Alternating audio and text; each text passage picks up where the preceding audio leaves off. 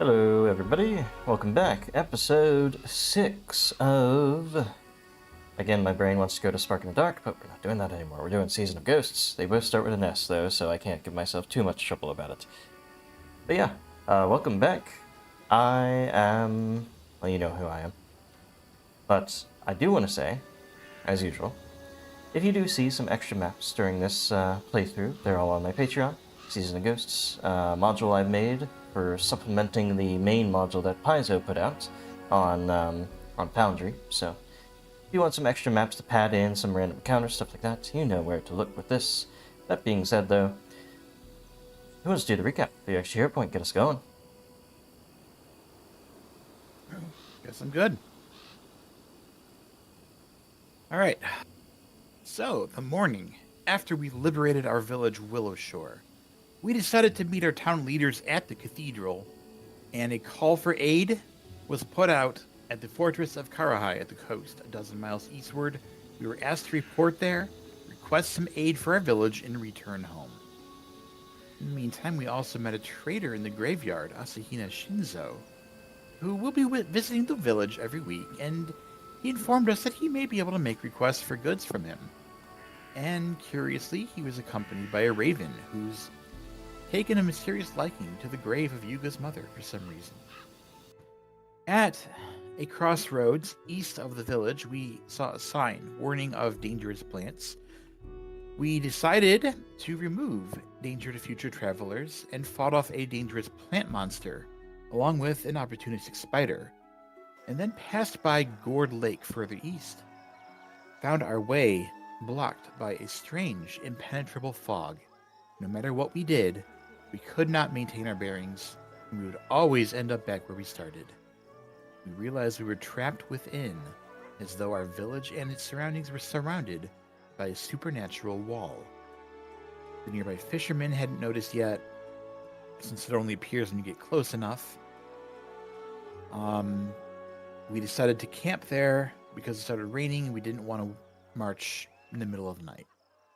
But we did return home without trouble. But first got confirmation from Kappas in Gourd Lake that we met before. They too were unable to leave, so it's not just us. The trader Shinzo appeared outside the village. We warned him about the fog wall, but he seemed confident that his raven companion could guide him through the fog. Mysteriously, his timeline of events also seemed a little bit off. We suggested that perhaps he could stop by Karahai and inform them of our plight if he's successful in leaving, and he said he might do it. We'll find out. Once in the village, we did rest. We reported to Old Matsui, and he told us about dangers at the old monastery, which is now surrounded by an even thicker fog. We still have a few leads to check up on, such as the disappearance of Ugly Cute. But old Matsui also told us the story of someone who'd sworn a curse on the governor and all who served the Langwa. And perhaps we should investigate the Canary Inn up to the northeast to follow that lead. We also heard about livestock getting spooked during the attack on the village and fleeing, which is affecting both the stables and the mill. We could only promise at this time that we would keep an eye out, and perhaps we'd be able to offer some assistance when we have less pressing concerns. Shugo developed a theory after speaking to the hunters of the lodge. Ugly Cute may have returned to the place of their origin, the quarry south of town.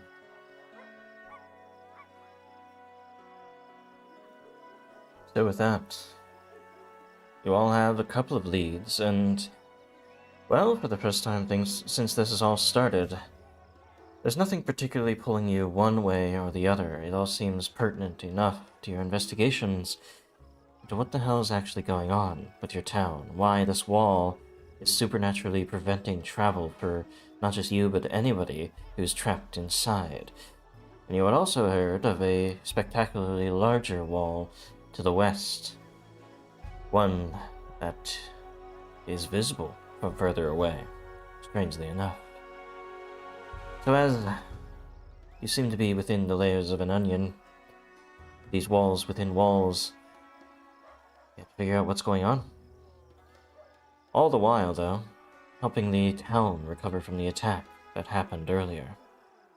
And protecting them, perhaps, from future ones. Because whatever is causing all of these events seems, at least in some way, or at least has to be, linked. You don't know why, you don't know how, but that's what you're going to figure out. Perhaps today. So, the world opening up to you, as much as it can. What do you do?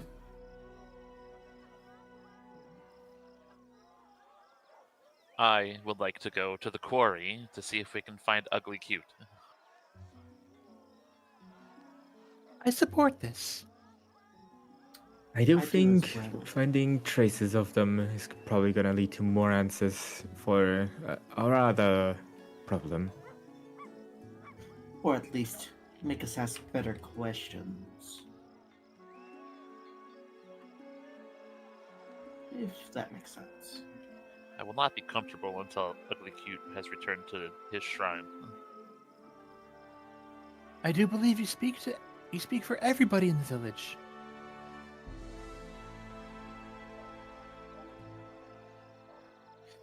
Do you all need time before we go? No, I very much am ready to go at any time. I did receive assurance that I would not necessarily be needed at the cathedral.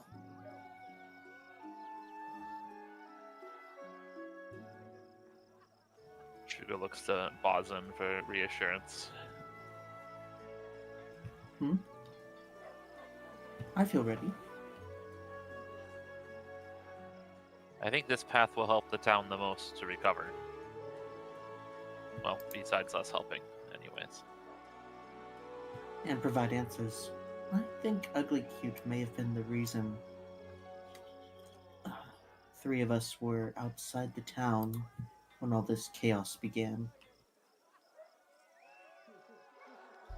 Like my theory said, I think that Ugly Cute may have moved you to safety. Yeah. I'm saying I agree with you. Okay. If that's the truth, then we owe him a favor. There's nothing else you guys are doing in town. Let's zoom things out a little bit to the hinterlands. And while you grew up with knowledge of the hinterlands themselves, that's what this map represents. The only thing you're not sure of is the extent of that wall of fog. You filled it in over here, but you'll notice that since you haven't discovered its extents in other areas, you're not exactly sure where it begins and where it ends, or where you're allowed to go or where you're not. There's something to keep in mind as you're traveling.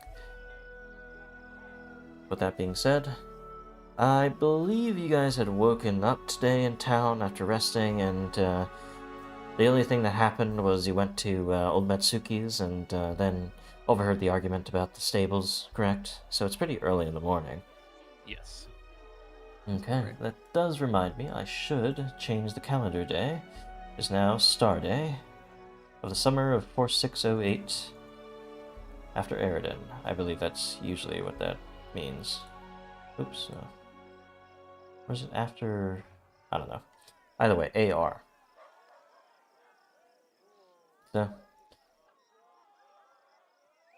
as you guys are considering things, what path do you take down to the gorge? You know, it's sort of at the end of this crevassal river here, with its many sort of eddies and other it sort of represents a rocky, sort of almost cavernous river, like the Grand Canyon, stuff like that, right?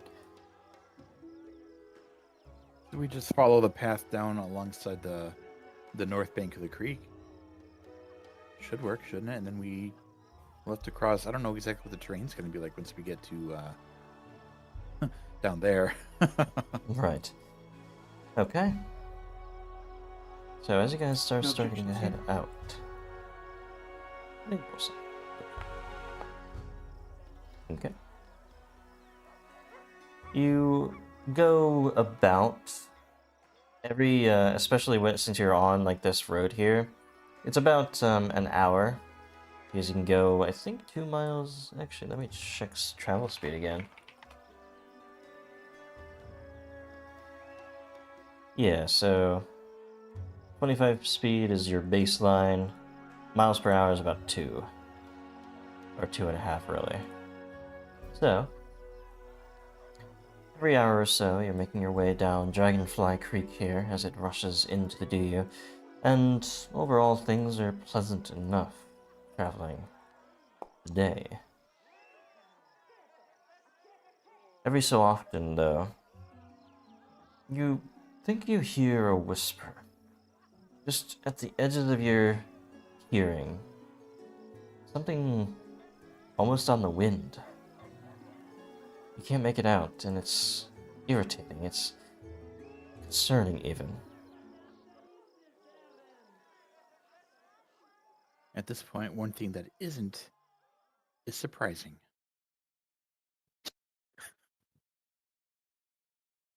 Seems Not like the wind is surprising. blowing very strongly in the creek today, or at least very noisily. Do you keep saying my name? No, is any of one of you quietly muttering to themselves by any chance? Shugo looks to Bosom. Oh, to buzzing. What? I don't mutter. I speak with purpose. In a way, it's irritating. It's moderately unnerving. It happens every so often, maybe 15 minutes, an hour, or every 15 minutes in an hour. Not like a clock, but, something around there, right? But otherwise, doesn't seem to stop you in any way. It's almost as if it's just, again, carried on the wind from somewhere. Nevertheless, you continue your travels. You make it down the path to the gorge, and as it is known in the local parlance, it is called the Gorge of Fangs and Teeth. It's where most of the stone, sort of for the foundations or bridges of the town, is quarried, and, well, most of you have never had any reason to come down here. Maybe you go once or twice for the commissioning of a gravestone or two, but that's about it. Shugo, however, as you enter this region, you have a fairly intense feeling that these stones are connected to you in a way.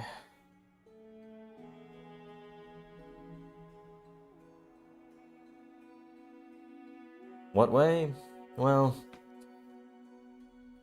stands to reason that you were quarried in the same place. It's not something you precisely remember, but maybe you now realize why Ugly Cute came this direction. I definitely feel some sort of bond to this stone. Well, that's wonderful. I can't quite explain it. Perhaps it feels like returning home for you? Is that what this feeling is? I mean, it is a quarry, so it seems the reason that the block of stone Shugo was carved from came from here. It makes sense to me. That's what I It's think. probably very similar to this sense of comfort I feel when I hang around the gravestones of my dead ancestors and my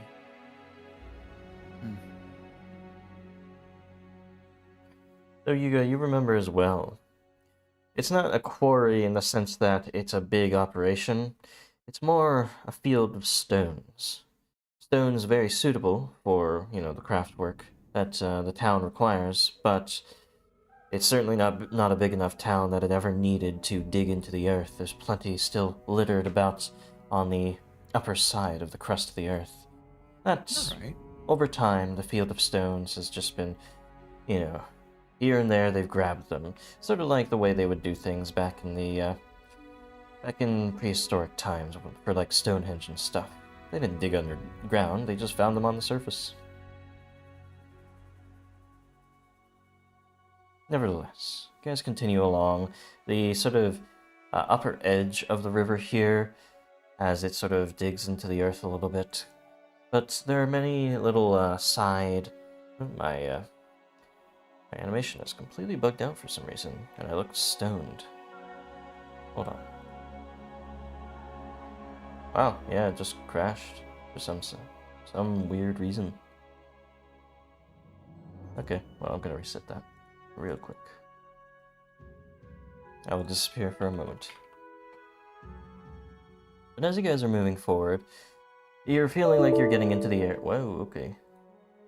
You're feeling like you're getting into the area where you would find Ugly Cute, or at least getting close to his tracks. You would probably need somebody to start looking for said tracks.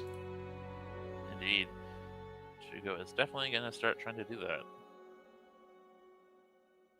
Okay.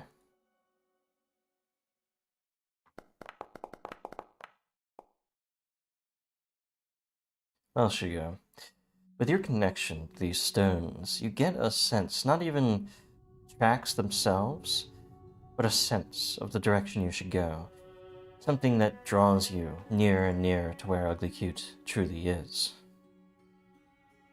And it keeps you going deeper. But as you're going along here, the going is a lot slower. As there's no trail to follow, you're sort of tracking in the midst, and it gets to about the afternoon time before you feel you're really getting close, heading to the north a little bit, an extra 2 miles into the stony fields out here. And it is here that you find a rocky, but dry riverbed. And something strange occurring within it as you round a hill here, in the open, grassy fields all around.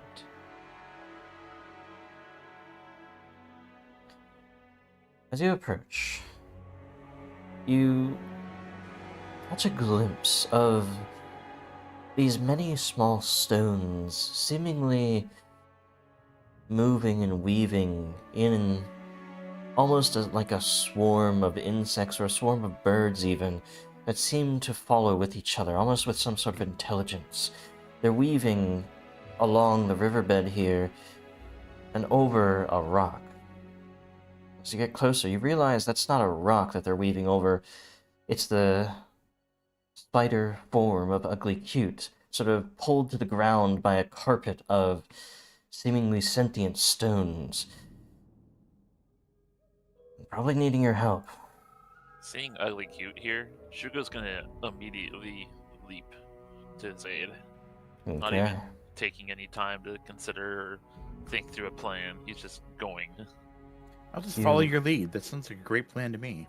Rush out ahead of the group.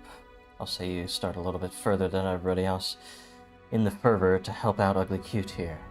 Nako and Baozin, you guys also rush up behind one of the stony rocks of this expanse here.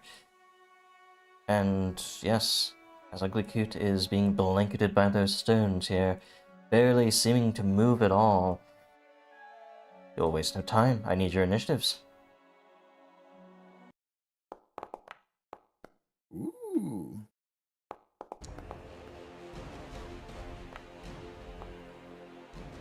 Oh. It's not so exciting that I got this now that I took off Bless. Either way, seems like these cobble swarms have teeth as well. They're sort of like these geodes, you know, a geode, but they seem to use the teeth. It kind of makes them into a geode that has teeth. I mean, even if you broke open a geode, it would have teeth like this. But they're gnashing instead of just staying still like they're supposed to. So, that being said, one of them... Actually, no. You're the first person to go here, so what do you do? Cool. You know what I think I'll do? How about a nice powerful heal? I'm gonna I have reach spell, so I can use 3 actions to just heal him from here. Okay, a reach spell is always incredibly useful. I think every caster should take it as their second level. I'm assuming he's living because Shugo is. Yes. And it wasn't terrible. As you sling this out towards him, he seems to be healed just a little bit. Some of those wounds reconstituted, but he's still knocked out. He's still not going to be of any aid in this fight, seemingly unmoving. But Maybe hopefully that gets helps. the attention of the rocks. And as some of those wounds that those rocks are creating reconstitute themselves, they don't really have eyes to look, but they seem to realize that there are interlopers interrupting their meal. So they're going to rush towards Shugo, seeing them. And, well, seeing also another potential meal, their rocky forms. They're going to immediately start making these pummeling, attacks towards Shugo here, crashing into him from every side. I need a reflex save from you for this.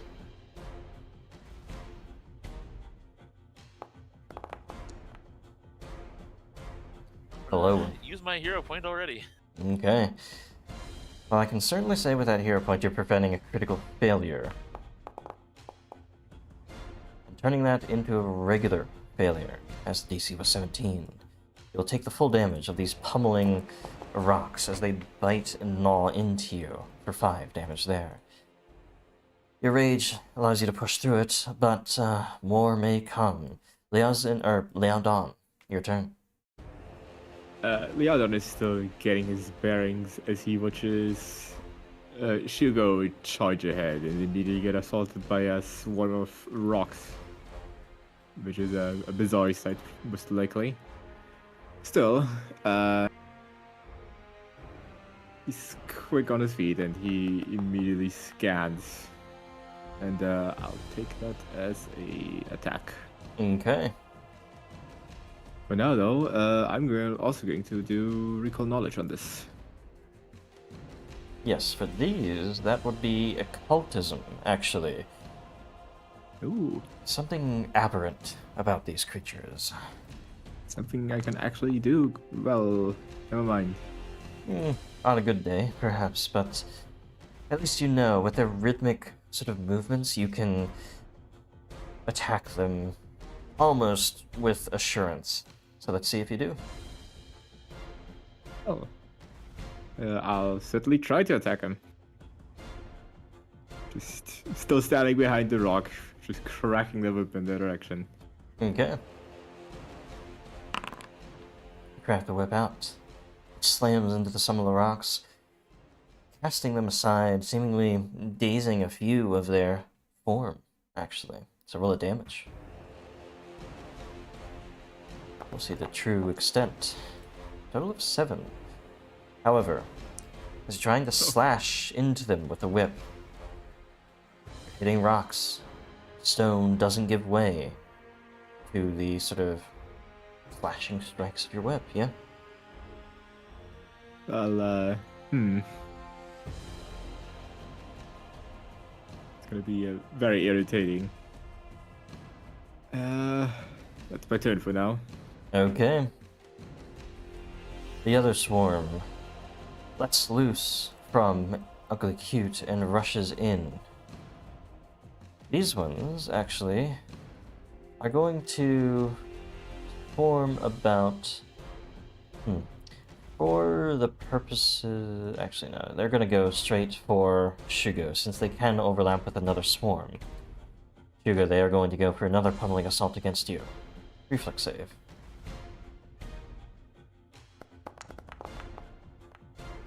They double up upon themselves, and unfortunately, you really are feeling the same heat that Ugly Cute perhaps has.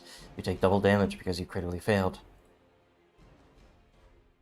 They pummel, breaking your shell, breaking your form, just as it looks like Ugly Cute has been. But now you have an opportunity. What do you do? You know what? If these storms are going to overlap like this, Shugo is going to exhale spiritual energy all over these two swarms. Okay.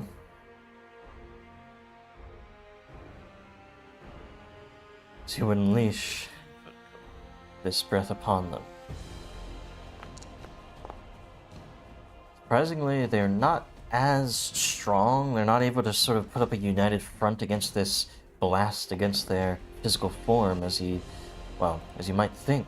In fact, the one on the left takes full damage.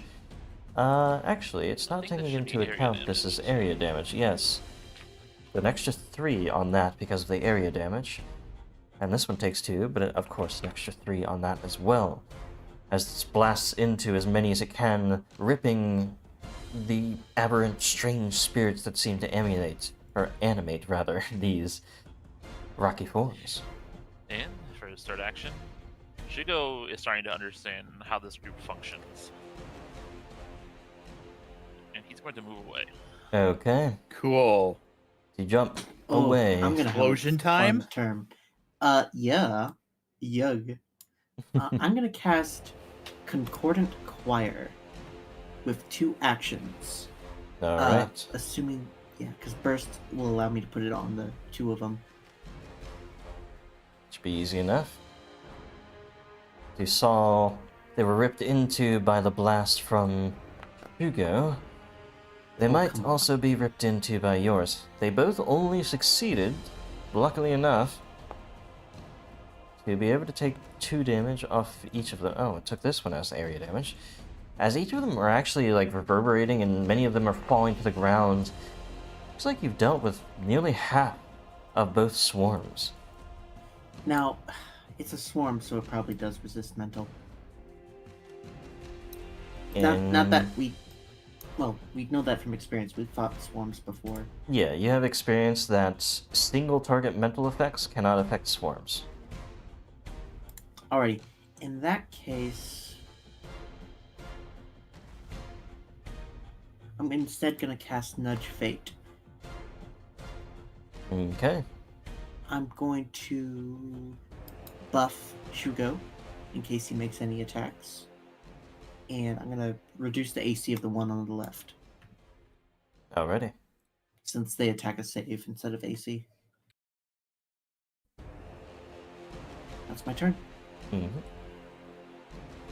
So with that, they're going to... Actually, we're going to go over to Yuga. What do you do? Same thing. Concordant Choir. Hey, alright.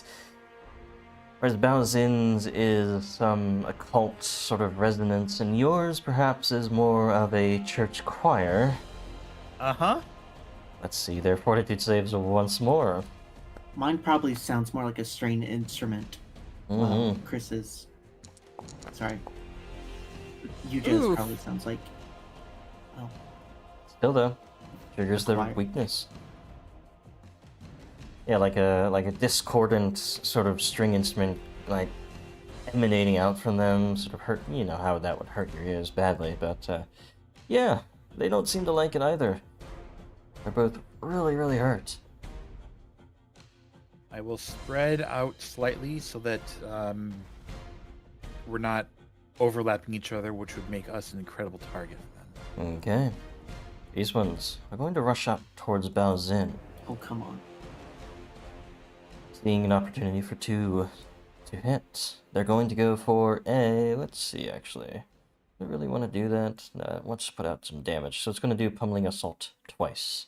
I need 2 free reflex saves from each of you.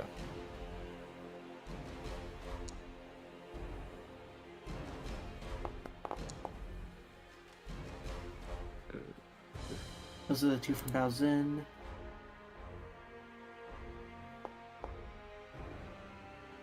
Nako. Perhaps due to their small form, able to resist a lot of them at once, but one just slams into them and will deal double damage there. So let's go for the first damage first. You take the full of this Baozin, and Minako takes the half. Swarming around, pummeling, bashing into you, bruising you, breaking into you. Doesn't feel great, even with so few of them left. I'll also do the second bout of damage. It's when you take full and Minako takes double damage. Minako is destroyed, it sort of bursts into a spray of spiderwebs before disappearing. Ah, Unfortunately, we lost them. Baozin, you take a little bit of damage there as well. Now, Leodon, what are you doing? Same thing I've been doing before. I'm going to stare at these rocks very intensely. Okay. Reasonable. A natural 20. Boy, I sure wish I could actually do something with that. I'm You have keeping stuff that to do with actually. that. I have an idea. Ah, god dang it. I should have went for the other one. Oh well. I'm gonna do a recall knowledge alongside as well. Mm-hmm. That'll be a console.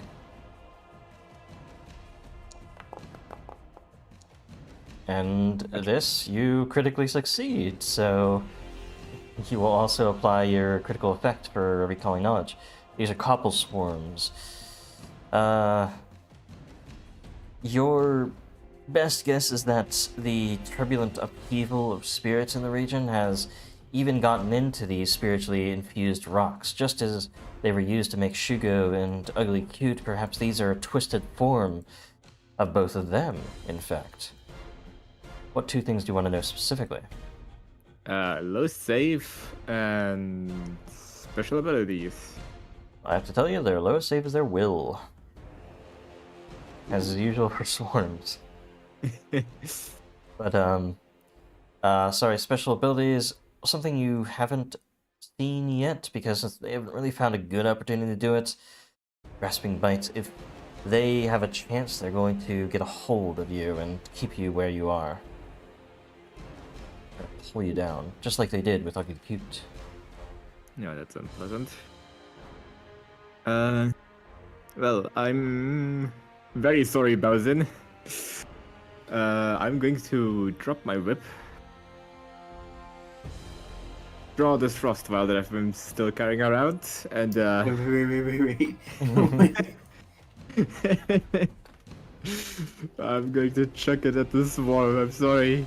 Okay, that is an automatic natural 20 because of your nat 20 devised stratagem. So roll that crit.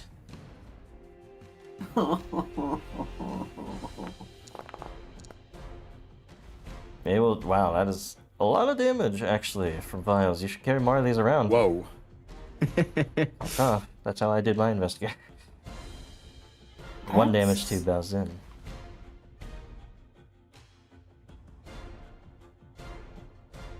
It is pretty great. Unfortunately, you can't quick tincture bombs, so you'll have to, like, lug those around. Craft them. Just in general, remember when you succeed on the craft on a consumable, you get 4 of that consumable in a single day, True. perhaps. Well, not in a single day, but either way. You may have time if you ask your allies. Anyway. That's all 3 of my actions in any case. These ones are going to rush up, and again, seeing as they don't really have an opportunity to take advantage of anybody who goes down to the ground, they're just going to do double pummeling assaults towards Leodon, seeing the destruction of their ally. They saw that? They sensed it. They felt it in some way. You succeed on both, actually.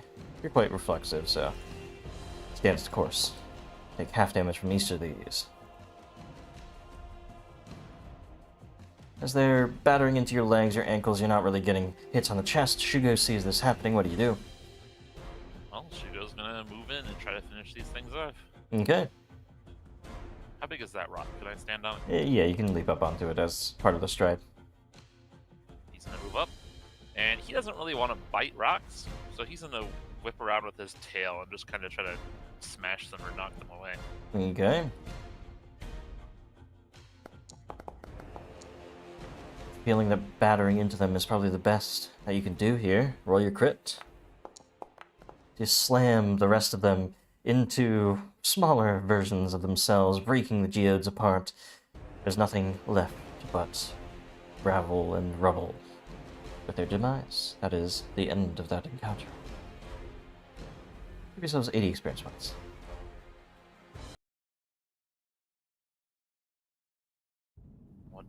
What were these things? Rocks by the looks of it. Kind of spirit ghost rocks in a plane that's Similar to you, I would say. In the midst of Lydom speaking, Shugo runs off, remembering. Alcin. Oh, your poor friend. I'm so sorry. Oh.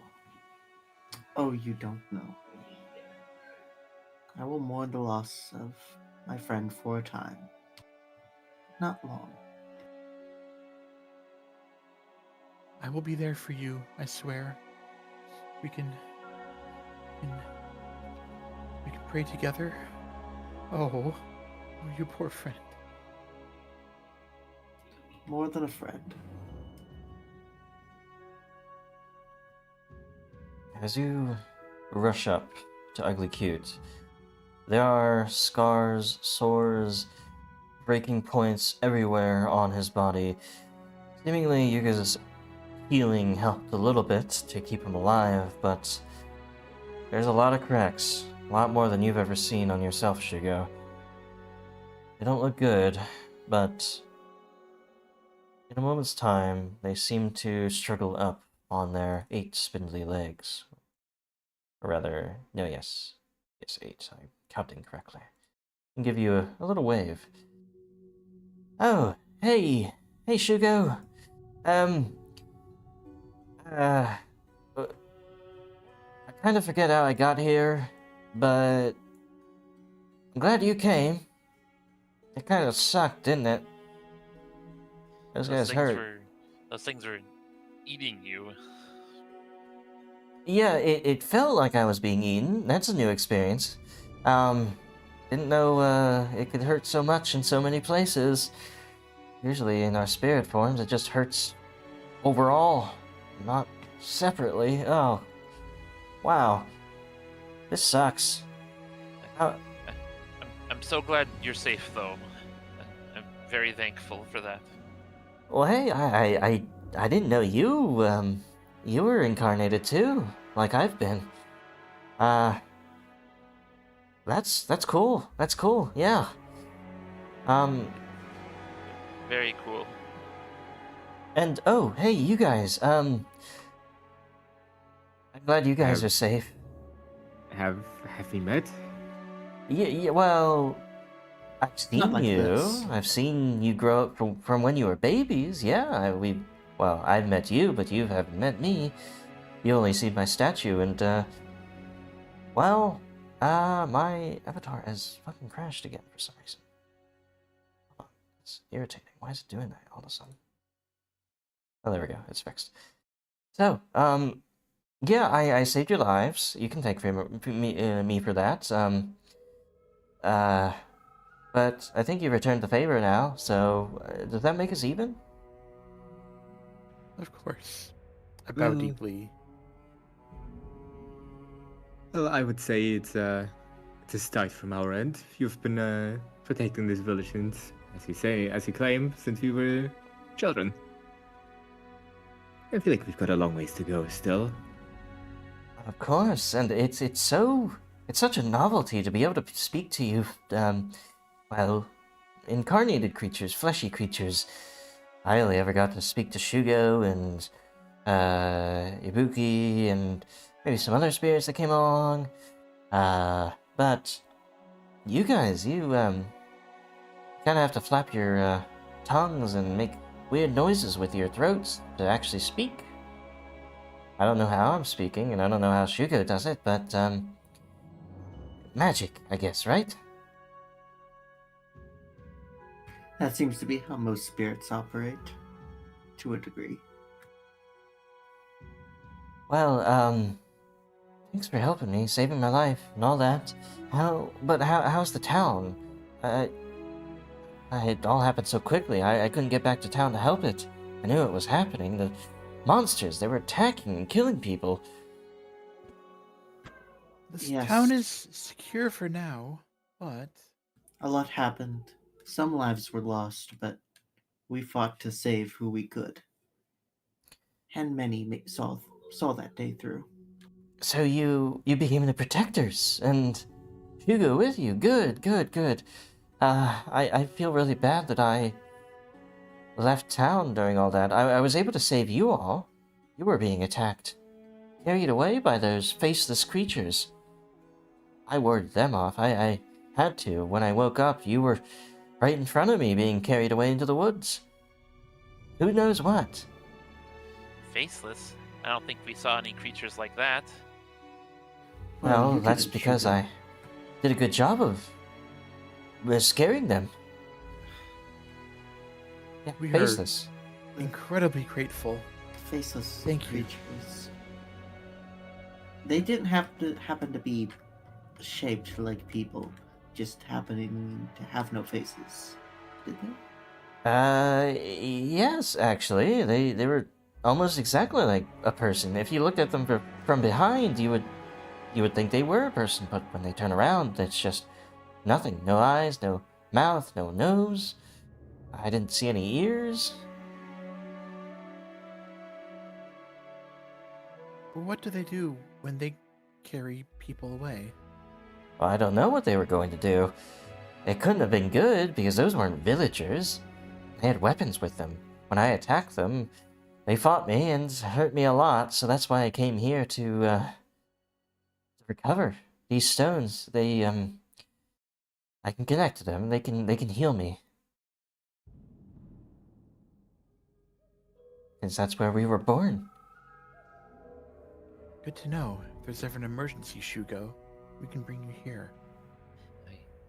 I don't know if I can do that quite the same way. I don't feel that connected. Yeah, you look a little bit different from me. For one, I see flesh on the inside of you. And as you look at Ugly Cute, he doesn't have any flesh on the inside. He's fully stone. Weird how that happened. I'm not sure, but maybe it had something to do with the governor's manor disappearing. The governor's manor? Just...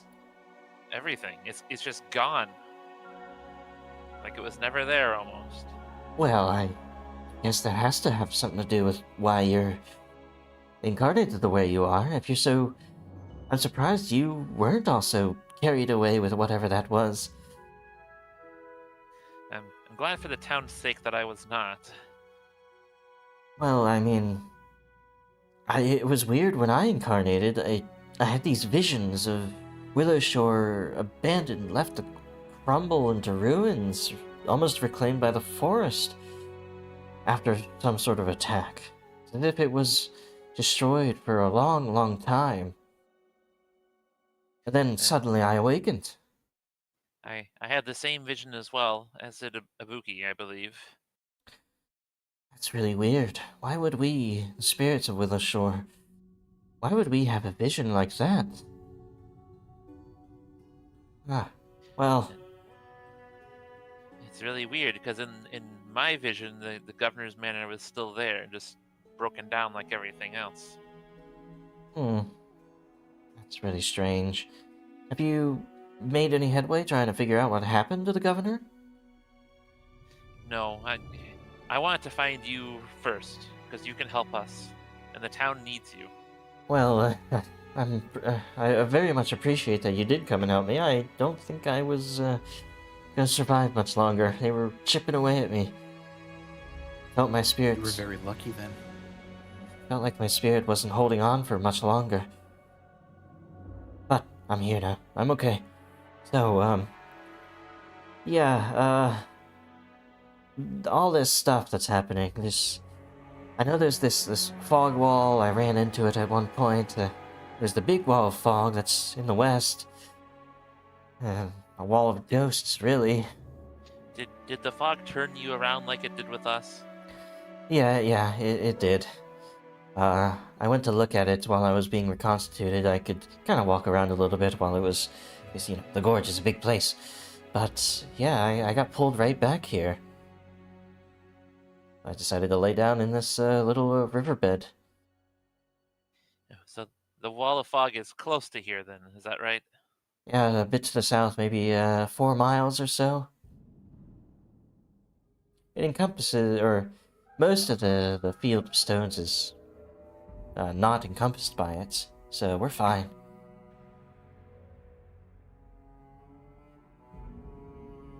I'm so happy that you're safe, though. Me too, me too. But, yeah, something must have happened during the reenactment festival, you know? That was what was happening. And felt like it was just around midnight that this all actually happened. The monsters invaded, the fog wall probably appeared around the same time, and the governor's mansion disappeared. It all happened at once. I get the sense of it. It's all... It all has to be connected, don't you think? It must be, but why would they attack at that time? What would have happened to do that, or to cause that? The lantern went out. It's the lantern went out, but... Shugo, you don't... I don't remember even sensing anything, some impending attack. We would have seen this, like, buildup of creatures around the town. Don't you think? The lantern must have been a symptom of something else. I had just thought that the creatures had put it out, but maybe not. No, they wouldn't have entered the town. Perhaps whatever caused the governor's manor to disappear also doused the flame of the lantern. Maybe one caused the other, or the same thing caused both. Well, I've got a sense that whatever creatures carried you away have something deeper to do with things. They haven't shown their faces, in quite a while, so they must be hiding somewhere, planning something. They must be, maybe the, creators of whatever curse has befallen us. If we don't do something about it, might be the town's doom. So you did not defeat all of them. They got away? Some of them got away, and, I can't imagine there wouldn't be more. More of them, working together.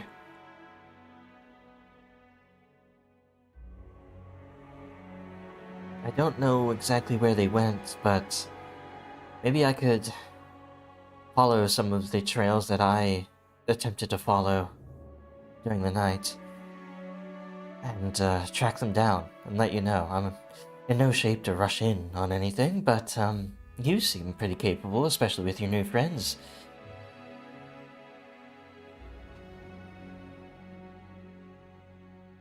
Yes. As much as I would like to have you by my side, you're in no condition, like you say. Of course, of course. Once I recover, and then once I scout out where those creatures went, I'll meet you at the spider gate. How's that sound? Sounds good to me. The village needs you. Yes, if you're gonna be running around, and, well, maybe I could defend the village while you're out there. Make sure nothing attacks. That would put my heart at ease. Thank you. Yes, I agree.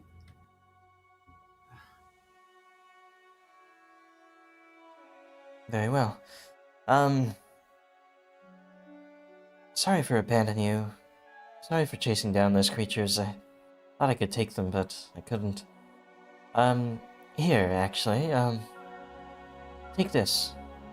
Hugo, this, might be useful to you.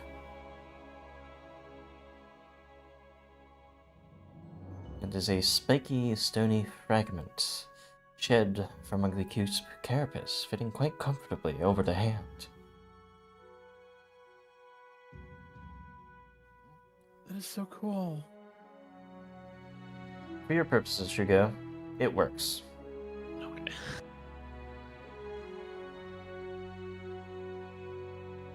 That's very generous of you, Ugly Cute. I really appreciate it. So I can always be with you. Even if I'm, well, physically not.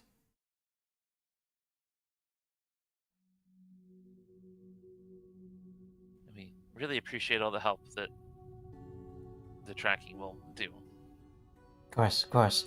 Well, I'm gonna lay down. I feel strangely tired. I didn't know I could feel that. Um, I'll be safe now. You've dealt with those evil spirits here. Must be something to do with the curse, of course. I'll meet you back in town. Okay?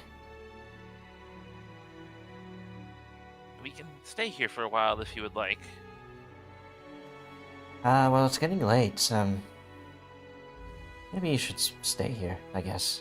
Camp out. Then I'll leave in the morning. I should be pretty well healed. That is a good idea.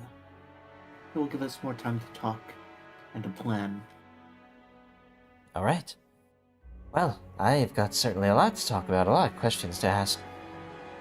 And over the course of a couple of hours as you're setting up camp, Ugly Cute is seemingly very chatty, especially asking a lot of questions about how things feel and how some senses work and all of that. Some questions about being incarnated that maybe even Shugo hasn't had the answer or the opportunity to ask about all the fine details of being a fleshy creature. Indeed, there's much he does not know or has had the time to figure out. So, have you eaten anything yet, Shugo? Since you seem to have a interior. I had some uh, potions. I think they were liquids. Oh, I guess that would be something. Where'd they come out? Because I mean, if you drink a lot of potions, then you'd be full. They have to come out at some point.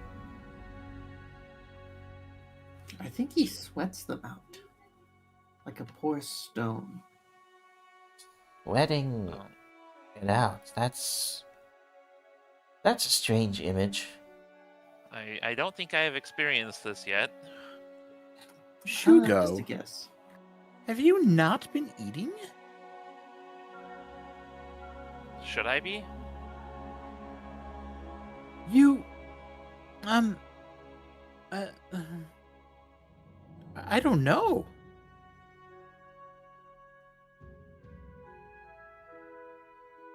Well, there's nowhere for me to eat.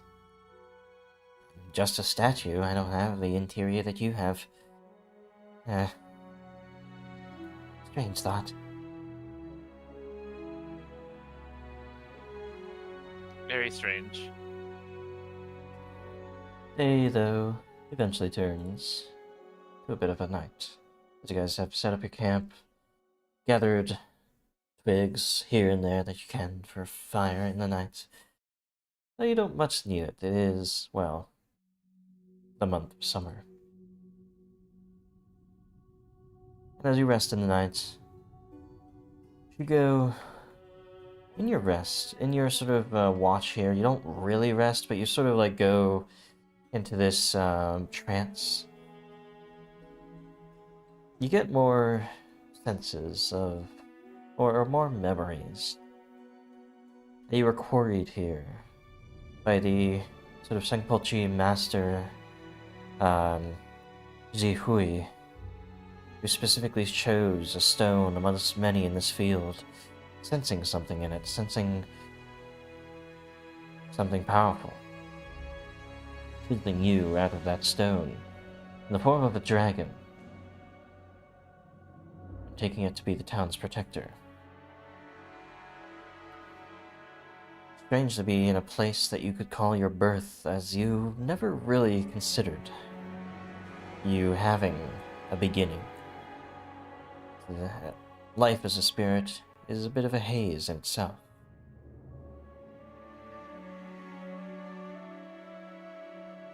But maybe that's what it's like in real life too. Or rather, fleshy life. Indeed. I do have to wonder how spirits come to be. Let's look over to Yuga. Would you happen to know?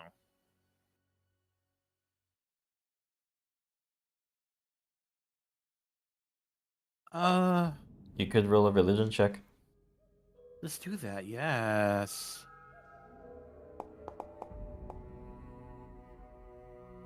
Well, as it goes, Tianxia is a realm that's a little bit more spiritually sort of infused. There are other places that, well, used to be like that before the Sarkoris Scar was created. Sarkoris used to be another region where spirits and shamans and all of that was very well, active. And it's active because the cycle of life is also very different in a place like Tianxia. Of course, people who follow Pharasma go directly to the Boneyard, people who follow the gods go directly to the Boneyard, but there are a lot of people that worship, well, the religion that Shugo's master or creator worshipped, or was a prophet of, essentially. Sangpo-chi is a cycle of life, a rebirth cycle, wherein the spirit of one rebirths until they perfect their, spiritual essence, and then they move on to the Boneyard.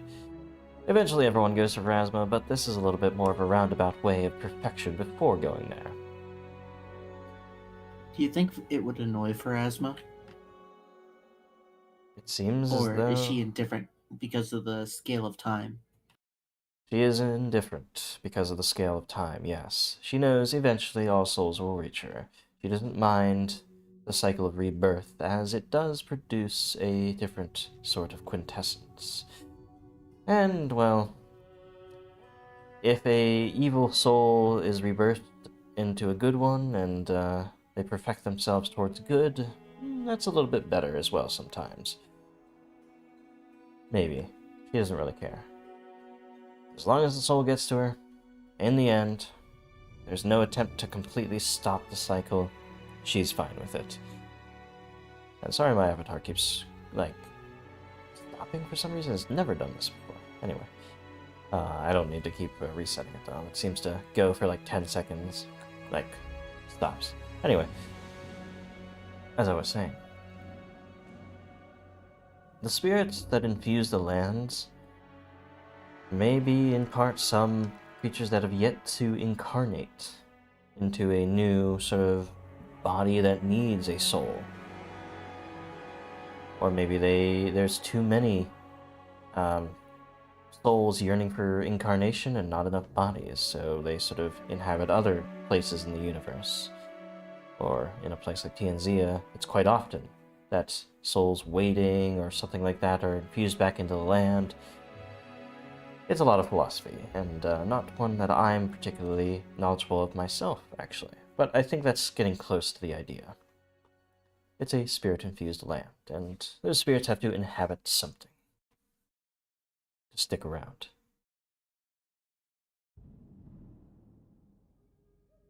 But with that, you guys eventually get to rest and have some time to recuperate. So, go ahead and take a full rest. All right. I should mention then, Yuga, you would probably notice that Minako is walking around in the morning. Oh, thank the gods. They saw fit to return our friend. Yes, that's a good way to phrase it. Minako is not an ordinary spider. You could say she's in her own cycle of rebirth. A Oh little my. more focused, but not without purpose. That's wonderful. I'm so happy for you.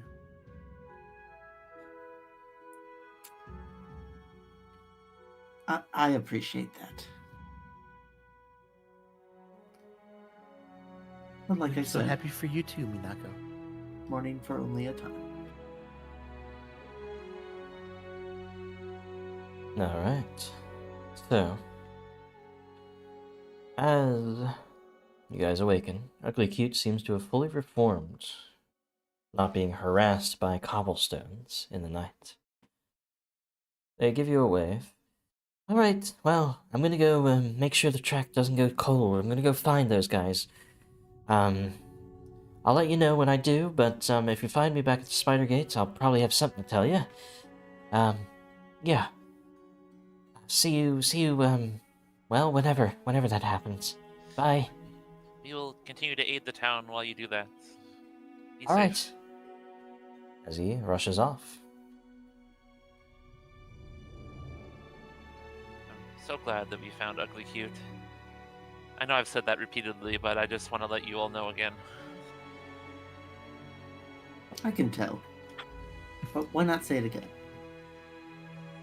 No, that was enough, I think. Ugly Cute means a lot to all of us. I know that doesn't diminish what you said. Just that we all owe him a great debt. And I'm just so happy that you were able to resolve this. It must have been very hard for you.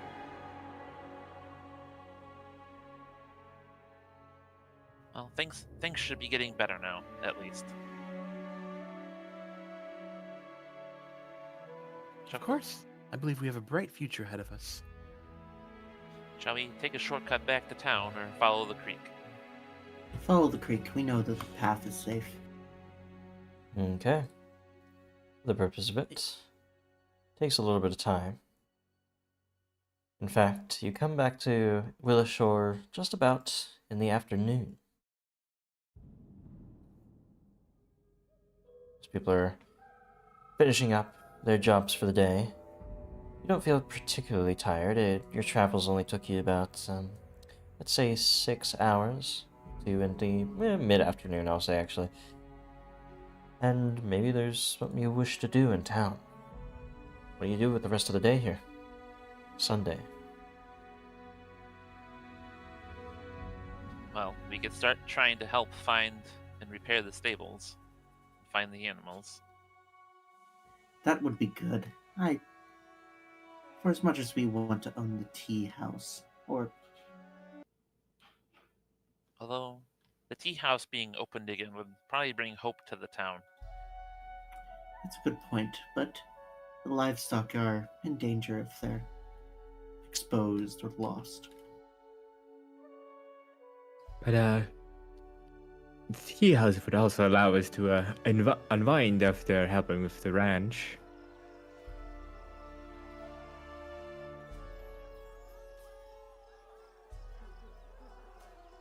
Instead of having to be all exhausted afterwards and having no tea to drink.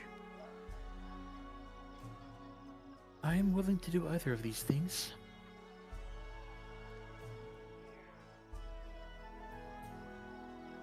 Well, somebody's going to have to make a decision about what we work on. Now we split. Don't split the party. Don't split the party. Well, the lakes are kind of a little bit of ways from town, right? Yeah, that's why I'm thinking go ahead and just fix the ranch since we're here. Yeah, let's at least Unless start this working is on some the kind of ranch. fetch squetch where like the 5 livestock are hidden throughout the land. If only. I think we had discussed earlier that we would split up a little bit. Yuga and I can cow has go. been added to your inventory. Yuga and I can go after the livestock while you two fix the fences. Yes. That is fine. I'm sure they haven't gotten too far. I'm sure Shugo doesn't have the dexterity to fix a fence. Just don't scare whatever livestock you find. Let's just step up to the Willowshore stables. It's in quite a lot of disrepair.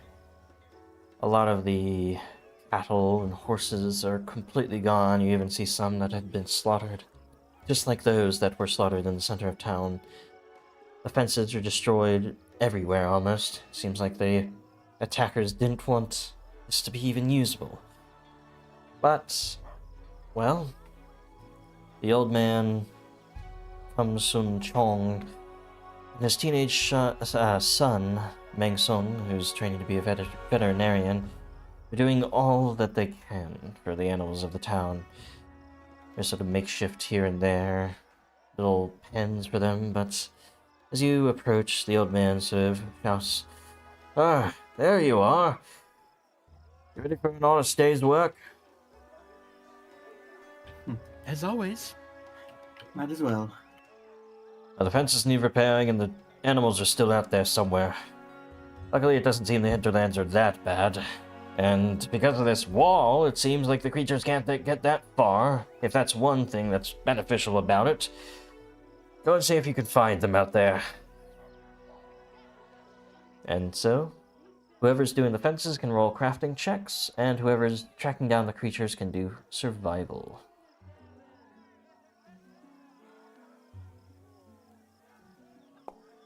Should we each roll for this, or just take the... Nope, each of you rolls independently. Is everyone okay if I just try to coordinate everyone? I'm not good for manual labor. I am extremely heroic today. Okay. So, as you guys are working on the ranch, you maybe get a better sense of, well, this cattle is probably the only source of milk around here. There aren't any other ranches like this. You do eventually, you go find one of them and start bringing them home, along with another one. Leodon and Baozin, you're actually fixing the fences really well. You're making a lot of progress on those. Shugo, however, you don't really understand how to track down a creature like that, and even if you do stumble across one, you have a tough time making them trust you, being this snake-like creature coming out from the bushes. You just rush out towards them thinking you have to catch up to them. It only scares them more, and they rush off further and further. Not able to do much for all of this. Luckily, though, it doesn't reduce anything on a critical failure. Thank But goodness. it does take the rest of the day to help a little bit. So you got 2 out of 5 of the livestock, or actually 1 out of 5, and then 2 out of 5 on the fence. Certainly a longer term thing that you guys can spend your time on. But certainly might help to get some horses. Secure the aid of the ranch. As day turns to night on this Sunday, you guys worked well on the ranch. Take some rest, perhaps. Go to a local inn here or there, the Thrice Blessed Inn. Get some water. Quench your thirsts. Unless there's anything else you would like to do during the night, or at least during the evening, I assume you guys get some rest.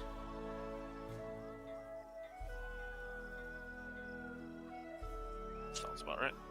Yep, I got nothing else. Yep. Alright. Another day passes. The moon day of the next month arrives. Or the next, week, rather. As you get to this day, people are right back to work. Life seems to be returning almost to a little bit of a norm.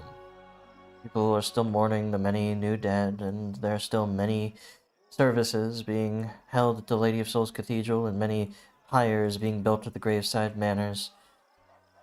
For all of those that were slain, it's still going to be another week, perhaps, to get through all of the ceremonies properly. Nobody seems to have the idea to make a mass grave of things. Tradition still dictates that burials are proper, even in times like these. Something I forgot, as well, since you saved Ugly Cute, give yourselves 80 experience points for doing so. Yay! As if you killed Ugly Cute, as is sometimes how XP works.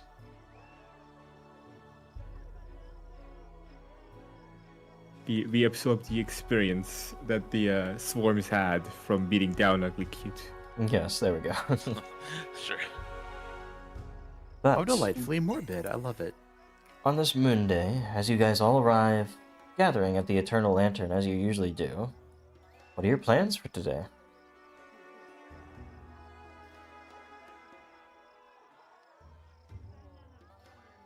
Well, That is a good question.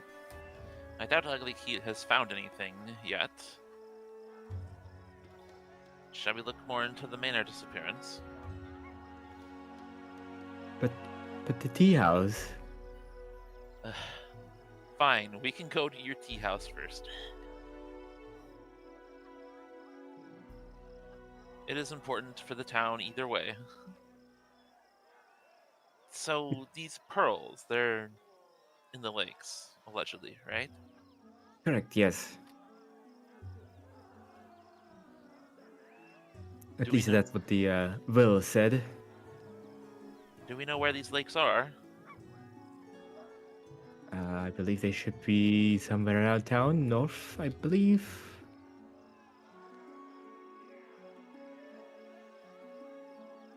North would be an understatement. They're actually quite a few miles away from town.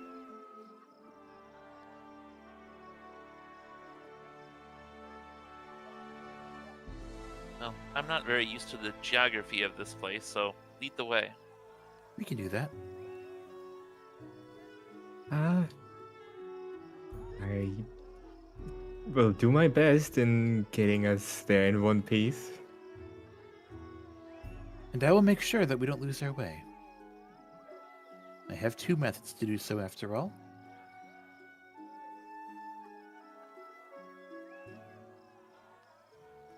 Very well. So, you guys leave town once more in the early morning here, worried about the future of the tea house and wanting to secure at least your lease upon it. I suppose before we leave, we check to see if Shinzo came back, number one, and if Ugly Cute came back. Ugly Cute has not come back, and Shinzo has not come back just yet. Okay. He said a week, and he was here around Tuesday. So, maybe tomorrow. Actually, no, he was here around Wednesday, because that was when you saved the town. Yes. Yeah, we'll say that. Since we had discussed possibly doing this, I took the liberty of preparing some prayers that might assist in finding our pearls.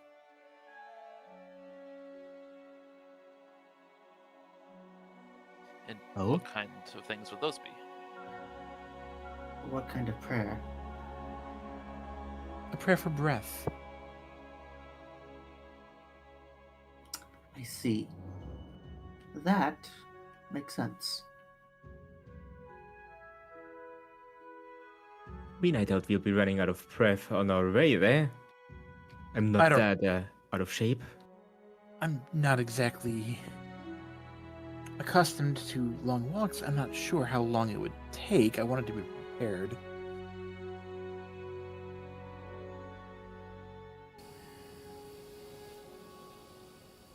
Well, I guess if you do run out of breath, we can just have Shuko carry on its back, I suppose.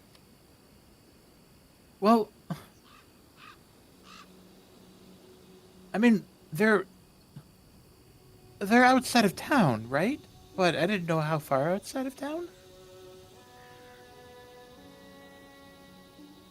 It's one thing to see it on a map. It's another to actually comprehend the great distance. Although I suppose that one looks like it's closer to the quarry. The other one would be a further ways. Yeah, we could probably make use of this. One hour per hex on the trails. And these are also sort of like woodland trails, these hash marks. And the blue hash marks are old creek beds, actually, that are not always with water in them. They're seasonal creeks, essentially. Seems like there's more up here as well.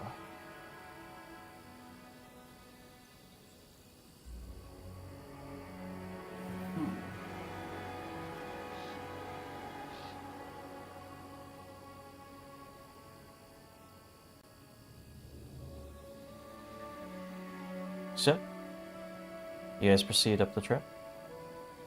Yep. Alright. Yep, absolutely.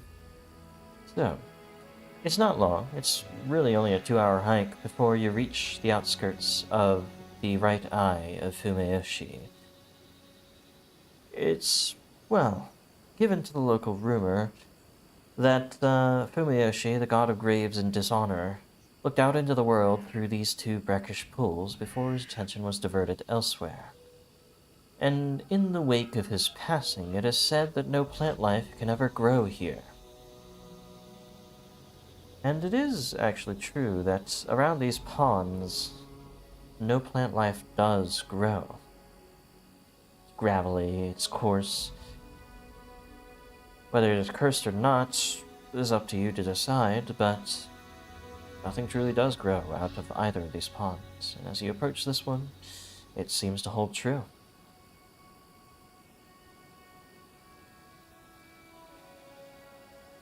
Hope it's wondered if that little legend was true, but it's certainly a different thing to see it in person.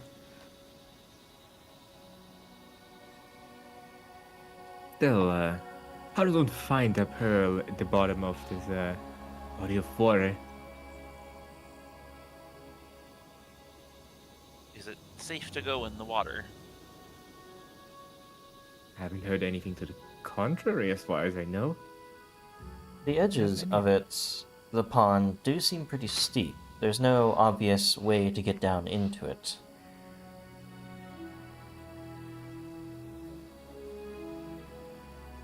But it's about Cool. a 10-foot sort of fall to the water.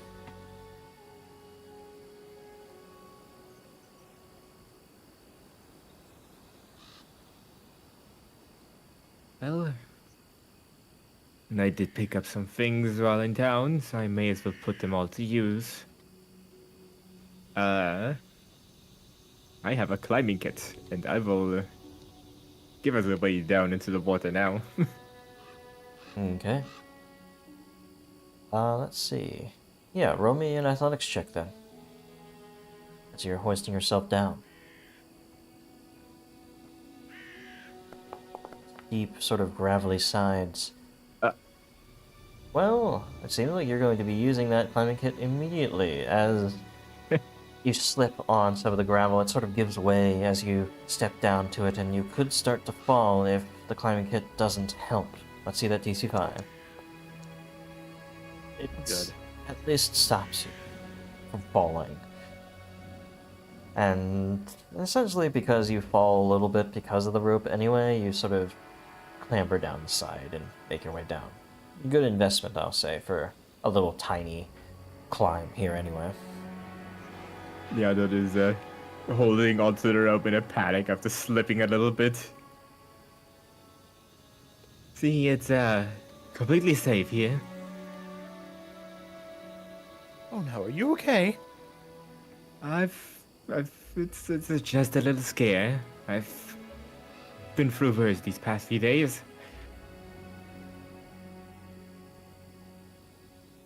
Still, yeah, I'm just gonna enter the water. But it's not too cold. Okay. How far down is that? 10 feet down to the water's edge. Okay, I think The water it's- itself, yeah.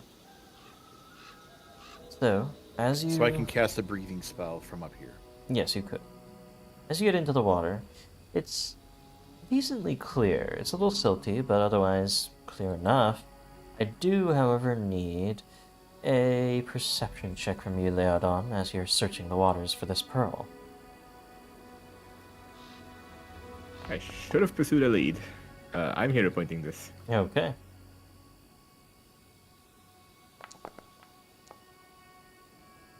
As you search the waters for it, you're having a decently tough time finding it. You're sifting through the sort of coarse gravel at the bottom of it, trying your best to find the pearl, but you cannot. At least you take some time. Gives you some problem. You need a light? All of a sudden, you guys are standing on the shores here. And he came to a point where I didn't get the map ready, so we're just using one of their flip maps. A pair of spiders, hungry, seemingly, and seeming to have taken the shores of this place as their home, leap out from the brush and attack. I need your initiatives.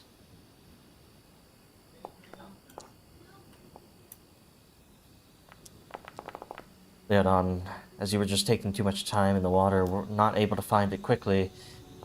You're still stuck in the water while these guys attack. Scouting.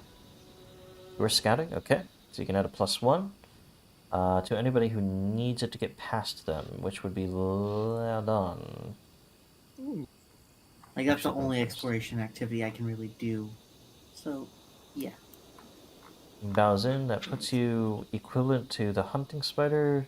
I forget, does that mean that players go first if they're equivalent to a creature? I think enemies always go first. Oh, anyway, okay, yeah. Either way. Okay. That's okay. For this, let me put some music down. For this fight. Where's my good music? Monster battle, there we go.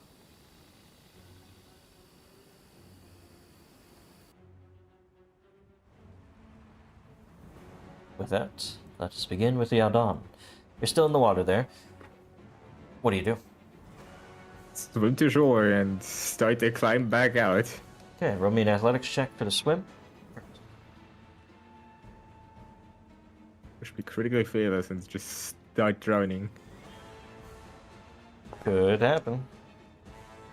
But it's calm waters. You're able to continue to swim to the shore. I'll say that that single check is enough. Get there. Now you have a climb to get back up.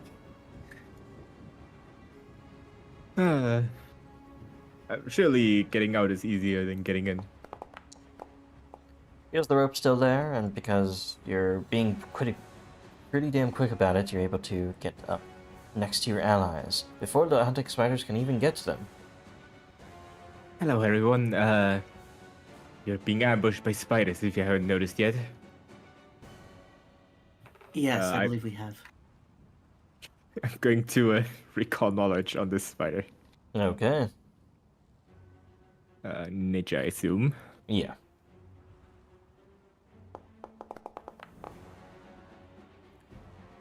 You aren't actually able to identify them, unfortunately.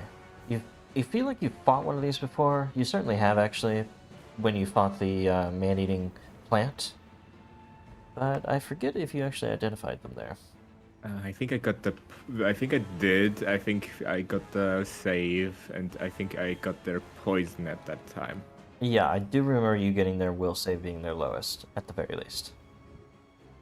But that's it. It's all free of my actions.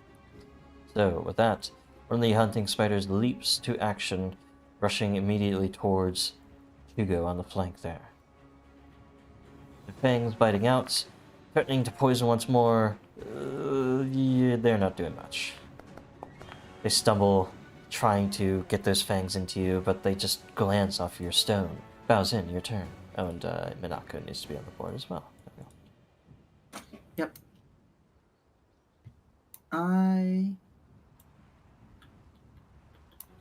The fortitude saves, so I think I'm going to target the one that hasn't gone yet and cast Void Warp.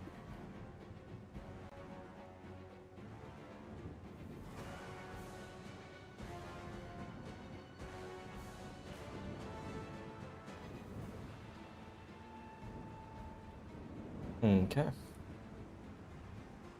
Fortitude save. 3 in the dice. Almost a crit failure, actually. Almost. But still, regular failures are good. So you rip at its life force. Woo! This is how cantrip goes sometimes. Then I'm going to cast Nudge Fate to help Shugo's chances of hitting. And I'm going to lower the AC of the spider above him. Alrighty. AC lowered on that one. And Shugo increased. I'll add the except for it because I keep forgetting to make a effect for it. But you guys can tell that when a +1 matters. Speaking of, Shugo. Oh shoot, I forgot to apply my Mage armor for my the day? daily mystic armor. Can I just go ahead and do that? Yeah. We're under the assumption that you are doing that. Yeah. is gonna reach out towards this spider and take a big chomp out of it. Alright, it hits. For a total of 15, which is nearly killing it. It's chomped into, you're not even sure how it's still alive. But it is. Shugo's probably got a couple of the legs in his mouth or something. Mm-hmm. And he's gonna just try to finish it off with a swipe of his claws. Oof. He'll try one last time. It's a spider. Okay. You go for one more swipe, but it's fighting for its life. That being said, this one rushes up towards Yuga as you were in the back, sort of watching out for your ally. As they were swimming, now you're the one being attacked. And they will hit, even through the Mystic Shield. The extra layer of protection from harassment doesn't abate those fangs for 5 damage. And they need a fort save as well. Oh. And this is how I died. Well, it might be... Ooh, nope. I'm heroic. Alright, using your last hero point. Good thing you have the recapped hero point. 18 will be a success, actually. Could I have do been a not lot like worse. crit fails on these. Actually, no, it needs to do one more attack. Hold on. Pop up. Oh no. Natural one, okay. You good, back to you. Cool. I'm gonna zoop. Mm-hmm. Getting across the gravel sand. Today I have a 15-foot cone cantrip haunting him. Ah. I'm not sure if that 15-foot cone would hit, but actually, no, it will. For this particular layout, I think it actually does hit both of them, yes. And doesn't hit Shugo. Beautiful. Yep. So fort saves on both I know of my them. 15-foot cone. One fails on the left there, the one that was already really badly damaged. And, well, Oh. it's just enough of a reverberation to just flatten its mind. It was already really badly hurt, so just tipped it over to the edge. The other one takes no damage because it was halved. Yuga absolutely sings this out. Of course, he's a little out of breath in doing this. With a little whisper, essentially. But yeah, that'll be you. Loud on. The other one is going to study the spider intently. Getting into a staring contest with it. 8 on the dice. I'm keeping that as an attack. I'm also rolling another recall knowledge. I will study it further.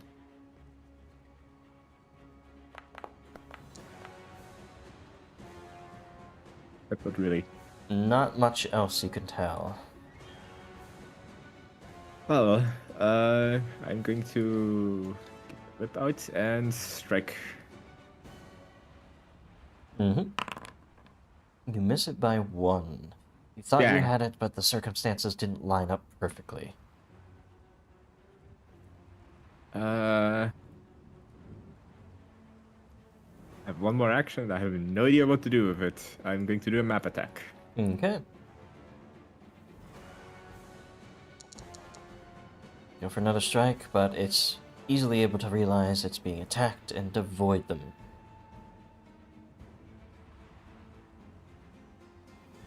Bell's in. You're up.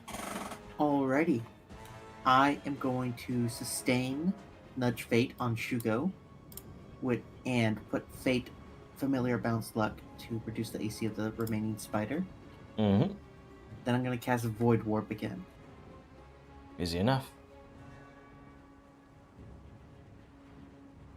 Not a Void Warp. Not a Fortitude save. Almost that one, which the 13 does succeed still. That will take 2 damage. Yeah, could make all the difference. So with that, Shugo, still enhanced. Shugo's going to interject himself between the spider and his team. Mm-hmm. And he's gonna do what he does best. And he's gonna bite. 4 on the dice. Won't actually hit. It's It's hunkering just built down, different. making Spiders its You fiddly mean bad? legs. Build bad? No, no, no. I'm trying again. Okay. Okay. And for another swipe, another miss. Somehow. Shugo is at least in the way of his teammates, so they won't get attacked. Mm-hmm. That's his turn. Hugo will take the bites. Goes for one attack, will hit. I need the fortitude save. Cracks into a little bit of your armor, injecting some of that poison. Are you kidding Natural me? 1. Okay. So you immediately go to stage 2 of their Hunter Spider Venom. I'll put it out in the chat here so I can actually put it on you. And I can actually click it up to stage 2. There we go.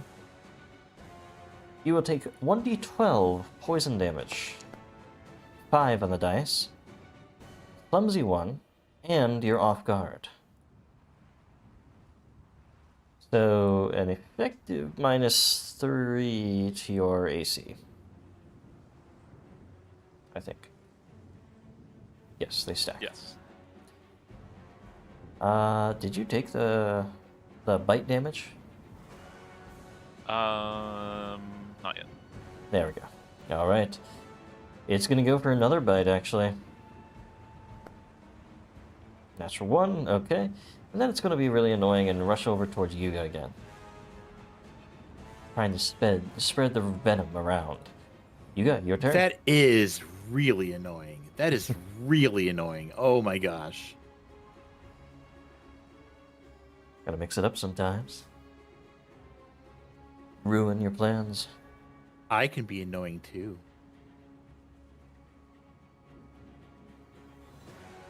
I'm going to shield.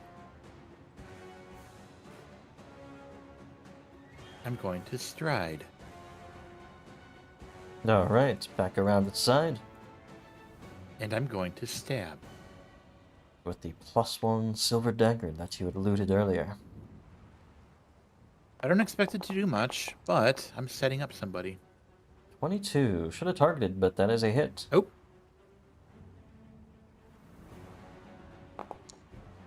2 damage. Doink. As long as you have something threatening in your hands, you might set up a flank. Loud Yep. on. Once again, Liadon is making a habit of hiding behind Shugo and just staring at the enemy from there.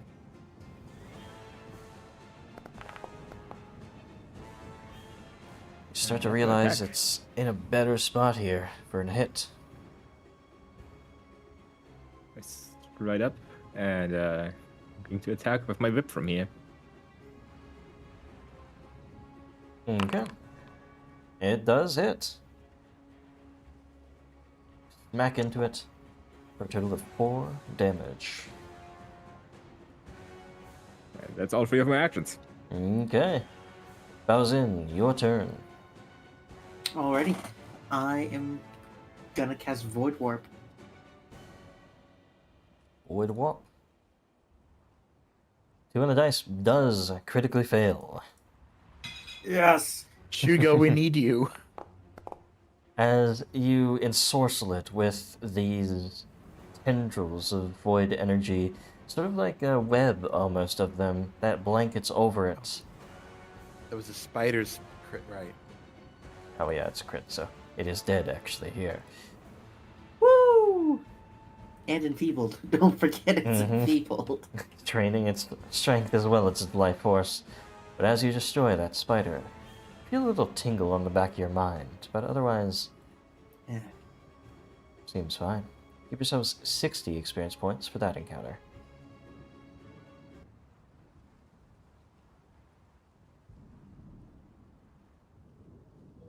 So, Shugo. how are you holding up, Shugo? I need a fortitude save. Can I... Okay, never mind. I'm gonna die of this poison, guys. You do take another tick of this poison as it courses through you. 2d6 this time. 5 damage. You're clumsy 2, actually, as well. But your allies have a chance to do some helping. Oh. Do you want an antidote? I can quickly brew you up something. I'm a medic as well. I don't like this. Strange feeling having this pain coursing through your nerves and wrecking your body. I'm going to quick tincture an antidote and feed it to Shugo. Okay. +2 to fortitude saves against poisons. For a long time. So that's specifically a fortitude bonus. There's no such So thing as I- fortitude bonus, but it is an item bonus, yeah. Item bonus. Ooh. So I can do a circumstance bonus. Yes, you can. I gonna use treat poison medicine check. Alright. Put it out to chat. The specifics of that out to chat for us. I think I've ever seen this used before. Let me just grab it from the compendium. I think there are some things that can reduce it. Well, actually, no, it's a single action, so it's not that bad to use in combat, really. I've seen this used a lot in Kingmaker by some of my groups. But 18 against the DC of the effect gives you a +2 circumstance against it, so give an effect +4. Should be able to deal with it, so if you roll your fortitude save, let's see. You say this. 9 on the dice, total of 17 plus Oh, I didn't 4. put any of the. Plus 4, 21. Does succeed, puts you back to stage 2. You take a d12 damage. A 1. But at least you're not feeling as clumsy. Your allies have a Let's chance just keep to do doing another these. round. Yeah, you Yeah, go. looks like there's no.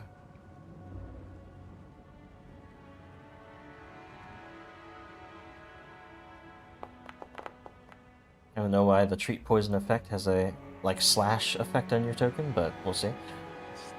Because they're you using have a to knife. suck out the poison. 16 is exactly the DC, so you get the +2 on this one as well. So Gosh. another +4 effectively. Roll again. I'm so sad it rolled over 20 at the last second. Alright, total of 28 with that is a critical success, and you're free of the poison. You feel it flushed out of your system with the antidote working its magic and the treat poison, as well as, he's using, some herbs and counteracting things to get it out. So you're free. I'm getting quite sick of spiders of the non-stone variety. Well, they're kind of neat, honestly. They're good against vermin and such. It's a shame that there's been a flood of them around here, it seems. We are not vermin. Maybe to them we are. Minako just stares at each of you.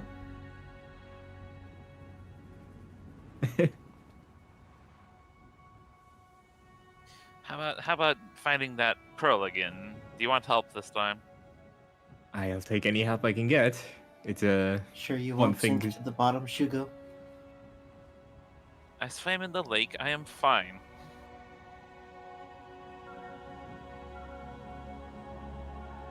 Remember, All right. once you spot it, I can help you with breathing for a minute. Roll me a perception check, Shugo. It's easy enough to just dive in. Shugo, your eyes are able to pierce the silt a little bit more effectively. And as you get out in the water, you find there is a little glimmer of white in the midst of all this gray. Go and grab it between your claws and swim up to the surface. You find the first pearl of Fumeyoshi.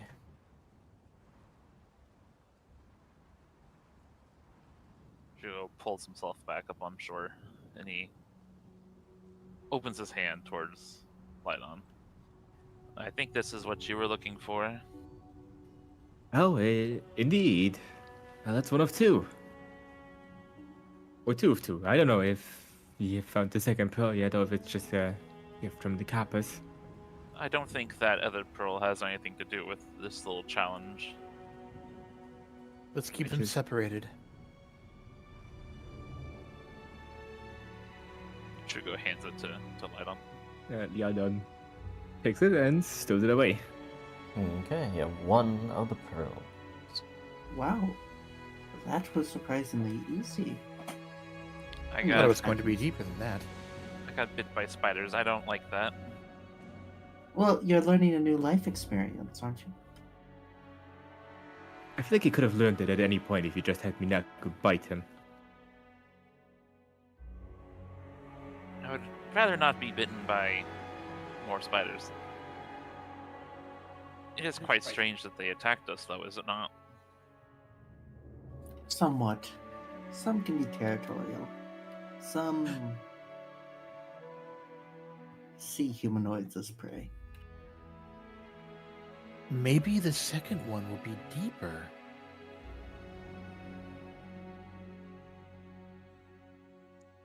Or perhaps there's something just waiting for us at the bottom of the pond this time.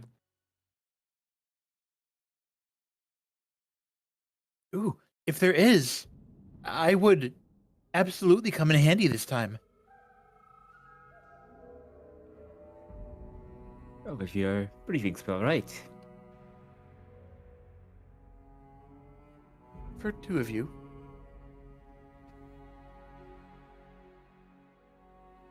How shall we get to the next lake? Shall we follow the trails? Just going the road and just following the road perhaps and then going north here might be the best way. Easy enough. The next 4 hours are spent traveling along the road. You do get further away from town, though nothing seems to come out and stop your way. However, as you are nearing the second eye of Fumeyoshi, the left eye, you happen upon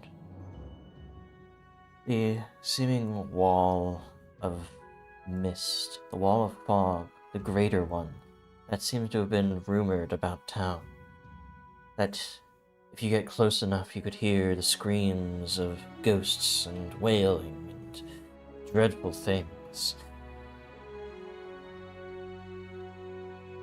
How far away are we from the wall?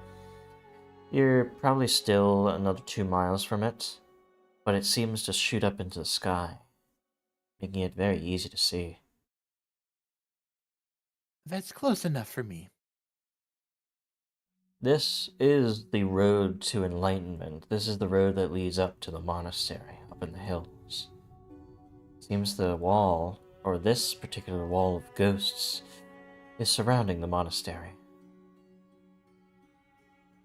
You're not sure exactly if it works any different from the other wall, though.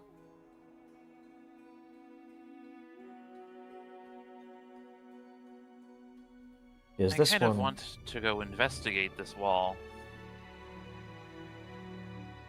Well, we can certainly make a stop at it. Pearls first.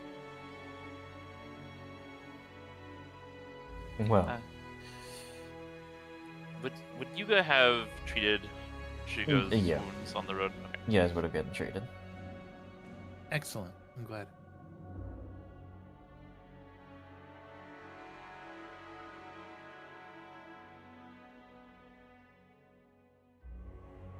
But as you arrive at the left eye of Fumeyoshi here, this one does seem a little bit deeper, so it might be a little bit more difficult to find the pearl, but otherwise it's pretty much the same. Gravelly, devoid of life around it. What do you guys do?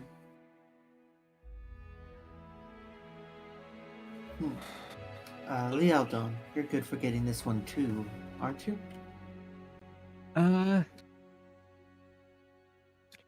I should be able to do something here, yeah. Perhaps this time I'll just preemptively bubble you up once you're in the water, and you can dive and search the bottom more directly. That would certainly be a good help, yeah, I would appreciate that. Yes. I'm full of good ideas. Alright. So, go right ahead with the perception check. Alrighty.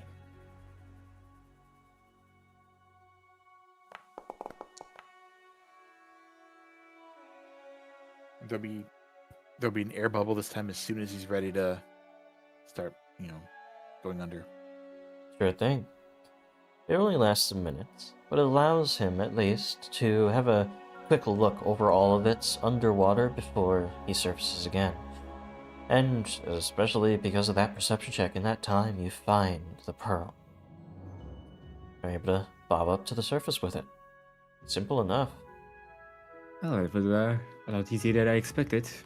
Certainly no spiders to ambush us this time. See, Shigo. And now that we got this done, we can investigate the fog wall. I'm glad we didn't have any issues this time. Eldor's gonna steal the pearls, and they'll be happily joining the party on their way.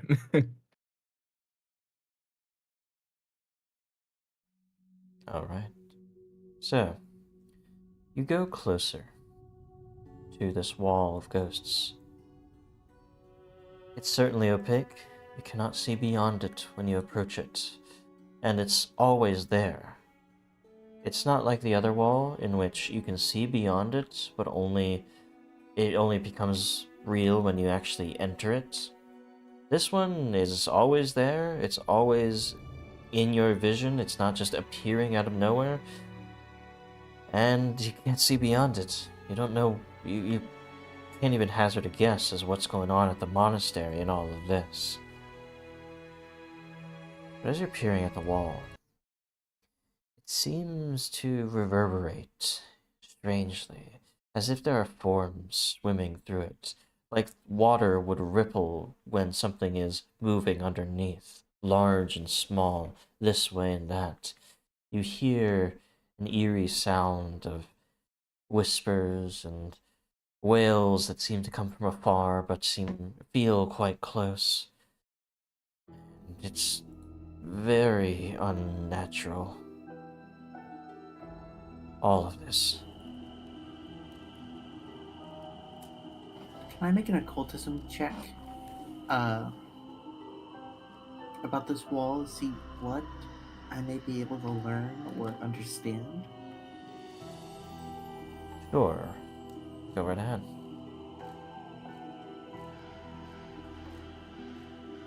I went over the one.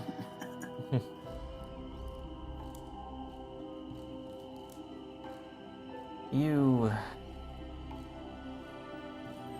peer into it.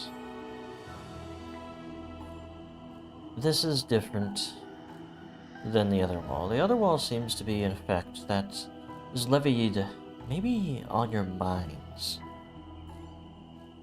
because it seems to simply appear out of nowhere and is pretty much an individual experience. This is physical, or at least some incarnation. The spirits, the ghosts that seem to be turbulently rushing through the wall are real. They're not some illusion. From where they came, you're not sure. They are certainly blocking the path. You can't really quite tell what else is going on here. You don't have any other information, really.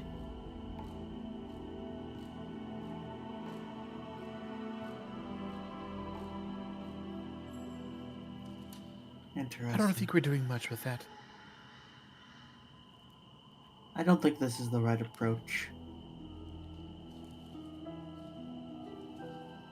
It's unnatural for sure, but whatever's causing it, it's not here. I wonder if it has something to do with the monastery. Perhaps. This wall is here to obscure, keep us from looking out, to keep others from looking in. What do you think would happen if we tried to enter it? I'm not sure. And I'm not sure I want to know. I believe that's better left a mystery. At this point, our best bet in getting in there would be gathering up all of the villagers and crafting a bunch of paper fans to blow the fog away, which is to say, a terrible plan. Our efforts would be best spent elsewhere. Yes, there are other issues to solve. We best not throw our lives away if we can avoid it. That being said, if you ever want a paper fan, you know where to look. You do feel this sense of dread, fear, horror with every step you take closer to it, which is also very different from the other wall. Shugo looks like he's contemplating, like, trying to swipe at it or something. Interact with it physically. It stands before you.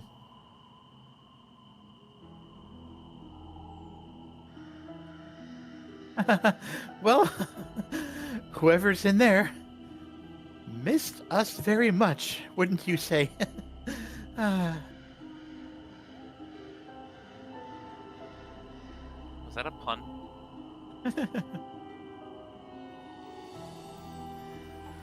why, I haven't the foggiest. Shugo's gonna step towards the wall a bit more and kind of like try to swipe one of his clawed hands through it. So you swipe your hand through it. Other hands reach out towards you. Screaming faces of souls lash into you, flow through you, and your vision is obscured by this torrent of these angry, horrific spirits. I need a will save. I regret my actions. Shugo, no, get back. I told him no. What are you doing? You are thrust back, but your mind is just steeled enough to resist the true terror that could be ingrained in your soul for perhaps the rest of the day as you levy with it. But no, you're used to spirits, you're used to their terrors. 24 is the DC. Oh, Oh, man. alright. They obviously do not wish for us to go through this path. How about we go back to that tea house now and, see what those pearls do, yeah? Yeah. Yeah. Alright. More questions that aren't going to be answered for a while. Yep, that mystery's just a little too opaque right now. Look, I'm sorry. I'm stressed. This is what I do when I'm stressed. It's about evening time. Well, no, it's about afternoon as you're finishing up here, and it will be nightfall upon your arrival back in town. I warned you, Shugo. Yes, you warned me. I agree with you. But But- nothing. Because spirits such as yourself would be more wise.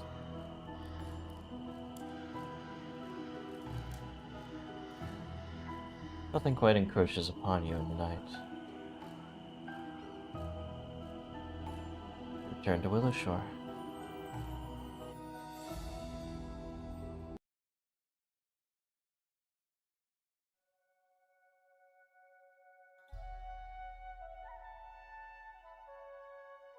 Amidst the night here, people are just about heading to their beds, leaving the taverns after having their fill of rice wine or sake or whatever it is.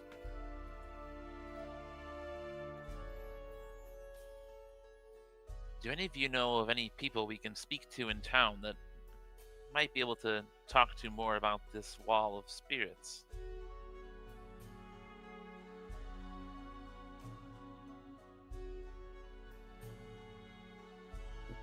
Good. Oh dear. I mean, we could always check to see if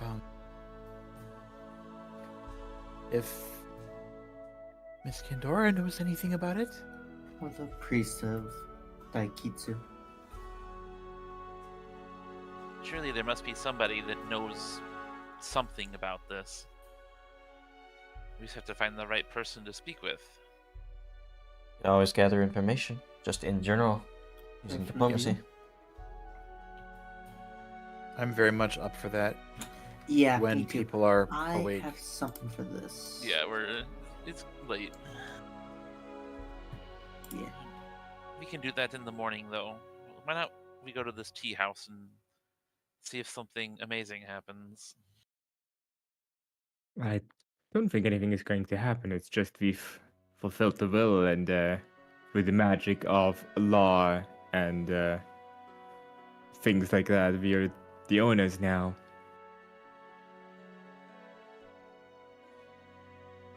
I suppose In we'll other have to words- take it to the officials, though.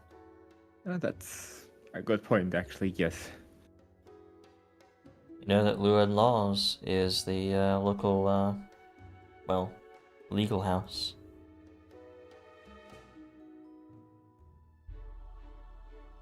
But you doubt it's open at this late at night.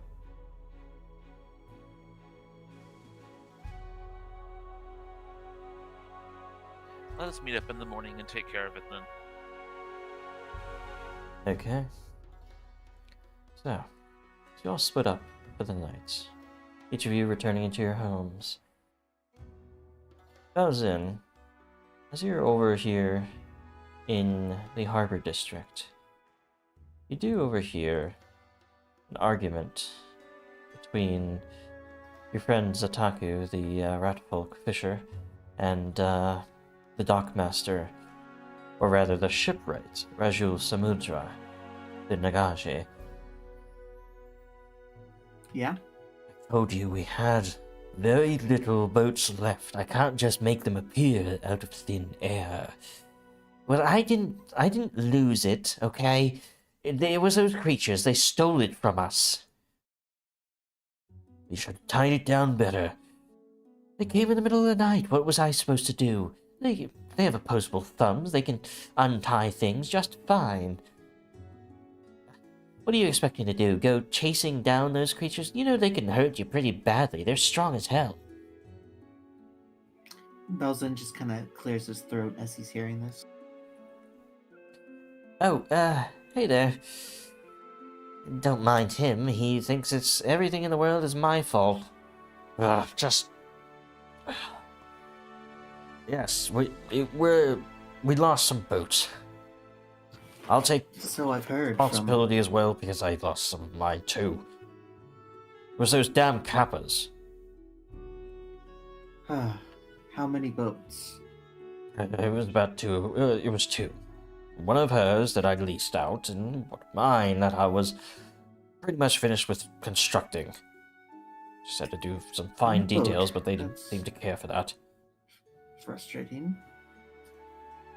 Do you know which way they went on the river? They didn't. Well, they went down the Duyu, probably towards Gold Lake, where they lived. That makes sense. Dealt We've with those managed creatures before, right? to figure out, yes, 2 times. And consistently, there is a method to coerce them. If they've been causing so much trouble, why don't you just slay the damn beasts and be done with it? Going around and slaying anything that causes little bits of trouble is...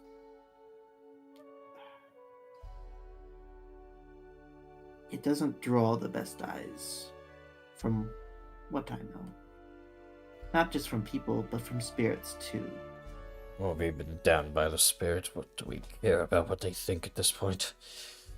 Now. Besides, there's it still is much plenty of good easier spirits to throw around. some cucumbers at them and get the boats back than try and fight. Well, I mean, if you do bring them back, I'll be thankful. I'll say that much. I'll be thankful to not hear you blathering in my ear anymore. If you can do this for us, Baozin, I'll be thankful too. Alrighty. Then I and some of my associates will look for those 2 boats. We'll see what we can do about the Kappas. Best you will. 'Cause we're gonna have some other issue. Certainly. Have another quest. Put it in your quest log there. But with that, they each depart to hit the beds for the night. I assume you do as well. Absolutely. Yes. Okay. You guys rest for the night. A new day arises. Toil day, the Tuesday of the month. Currently the 9th. Actually, I want to start the whatchamacallit. Time correct too. Either way. Night turns to day.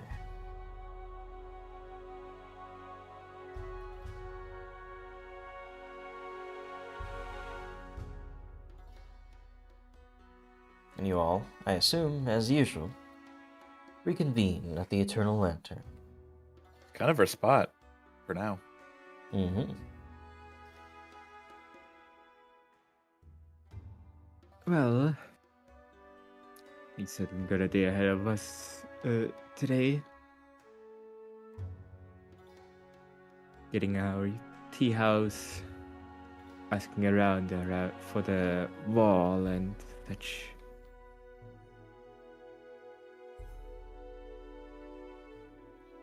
I don't have much interest in sitting in a law office all morning. I will go see what I can hear from people while you take care of that. I'll definitely go with the Audon.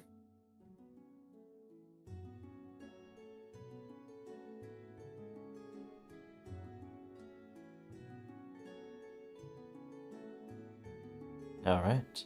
So, as the party splits up.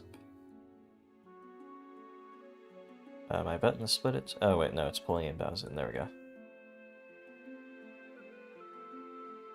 Shugo. Let's start with you. As the others are walking towards the law house, you're asking around town? What? Just, I'm going to places, shrines in particular, Mm-hmm. and asking what they think of that wall to the west. So, like, probably like the cathedral, you know, the other Mhm. shrines that we walked past, if there's anybody attending them. Even places like Daikitsu's shrine, you know, he's just going around checking all the shrines. Sure.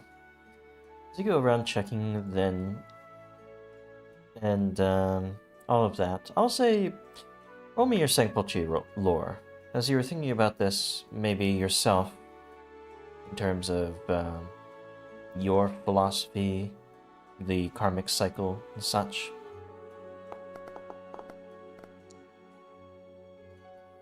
You yourself aren't able to come up with all that much, but maybe some of the hints and such help you come up with a collective theory as the others at each of the shrines, Elisith Kandora, Baming O, Jin, and such, all have different theories about it, flavored by their personal, ideas, of course. The Pharasmite cleric would say that this obviously is the work of undead creatures and spirits not able to return to the boneyard after they die and all that. The overall, we'll say, is that this upheaval of spirit seems to be a method of protection. Seems to be creating this wall. It has to be. Who else would be, or what else would be the reason to create a wall of ghosts if not to protect something? How it happened, who did it, they have no idea. But maybe you're right in believing it has something to do with the monastery.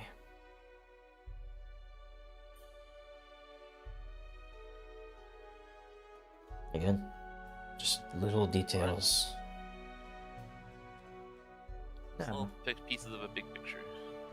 Leodon and Yuga, you head to the Luan Laws.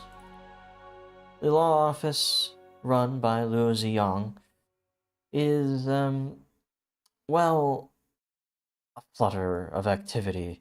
There's a lot of claims being made for damages here and there, people claiming things have been stolen by other people in town. It's a mess after an attack like that, the legal scene, certainly. And you try to catch Luo Ziyang for a moment, but she seems like very dismissive. Oh, I'll get to you. There's so much for me to do. Your claim will be processed. I know we're dealing with a lot of wills right now. Unless maybe you guys were able to do something, she seems to be prioritizing other work at the moment.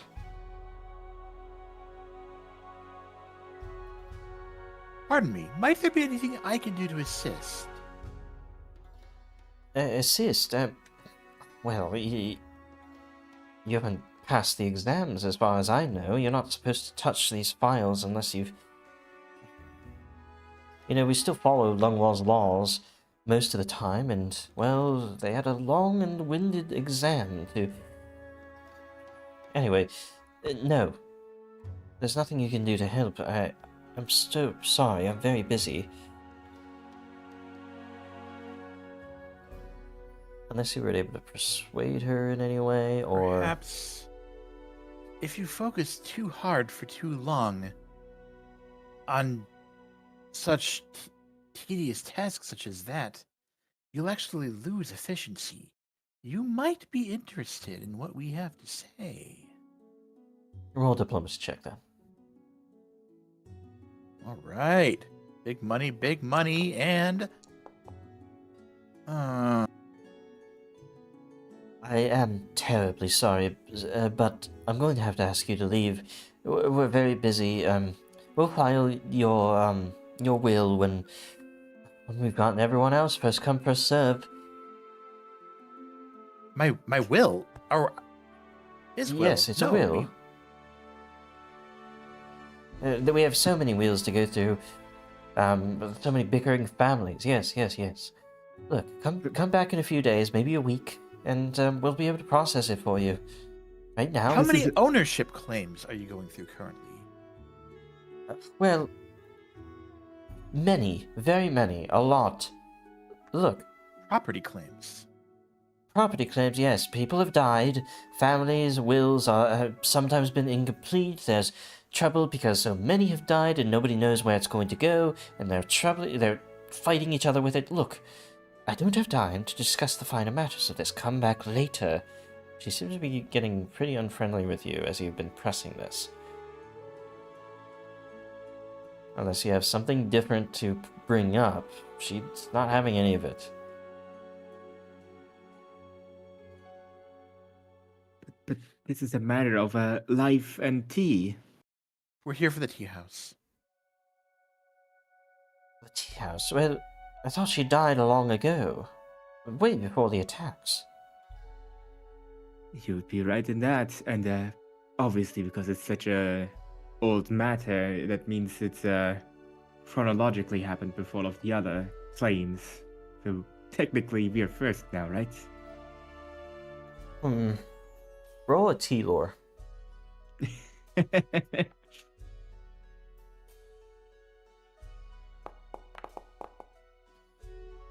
Well, they did at one point make this soothing tea that just let me unwind after a day of staring at letters. I'll have a look at it. I'll expedite it, certainly. Come back in maybe a day or so, and I'll let you know what I can do for you with it. I'll make sure it's properly filed and such. No claim. No, thank you. Thank you very much. I pat my buddy on the back. That was good. I'll be sure to have a cup of tea ready for you when you'll find the time from your work. If I ever find that time. But yes, I'll file it. Now, be on your way. I have much to do. Yeah, All right. gives a bow and yeah. Okay. You know, Just the leave. Adan, we'll take what we can get at this point. Bows in. It was dicey, but hopefully we did the best we can. I did my best. It wasn't good enough. Yeah, bows in. What were you doing in those, we'll say 2 hours that's your party spent, around? Well, Shugo kind of had my idea of scouting for information. I guess instead of looking for specific information,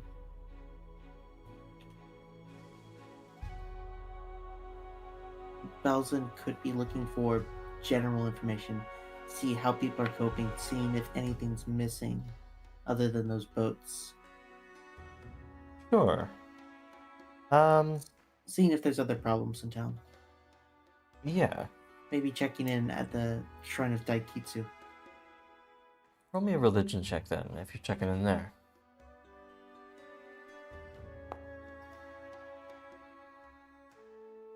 As you do. You, don't actually discover that there's anything else going on at the present moment. The town has certainly many troubles, but nothing specifically you feel like you should spend your time helping with. At least, Alrighty. you've got a bunch on your plate as well. Yeah. Nothing particularly at this moment. Good to check. Mm-hmm. But eventually you all reconvene. Later in the day, about noon actually. Well, this was a somewhat uneventful morning for me. Are you two the proud owner of a tea house yet?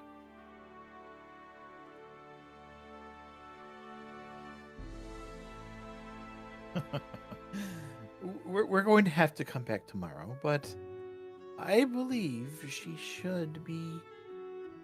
I believe she's intrigued enough to hear the Adan tomorrow.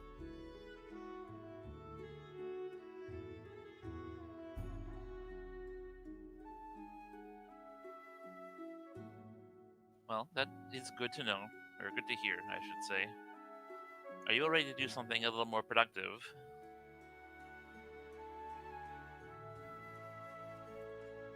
Oh, I know. oh I am. yes.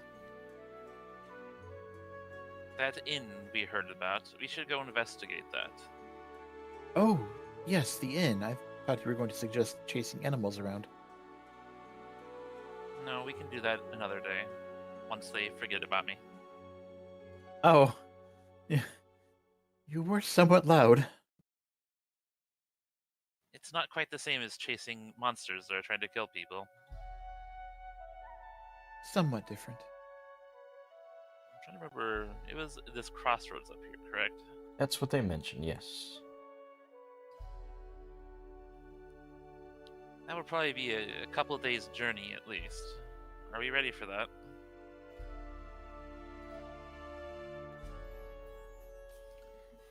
I believe I am.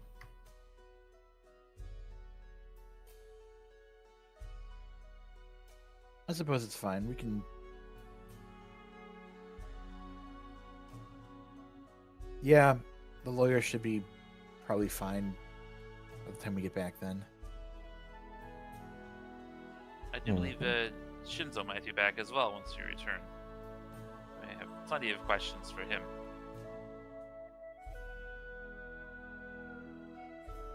I'm very curious to see what is happening outside of that wall of fog.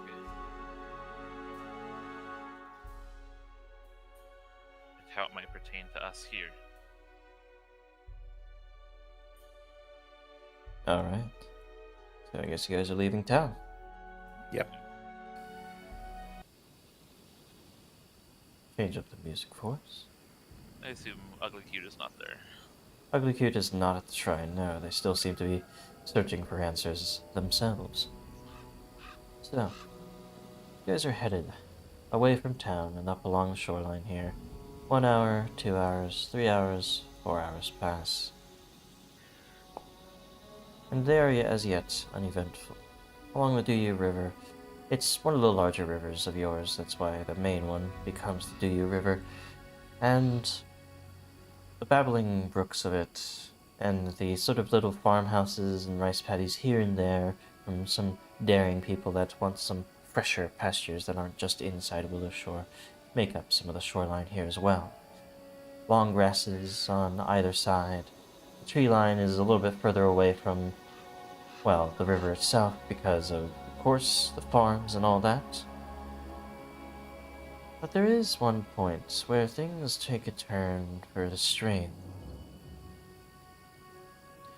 So walking along, again the wind seems to carry with it whispers of some sort.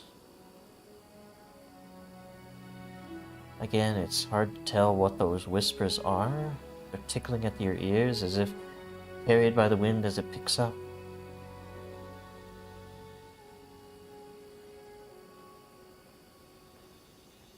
Again with that noise.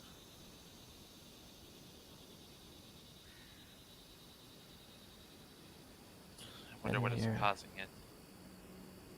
Strange giggling from the grasses. Come from here, then there.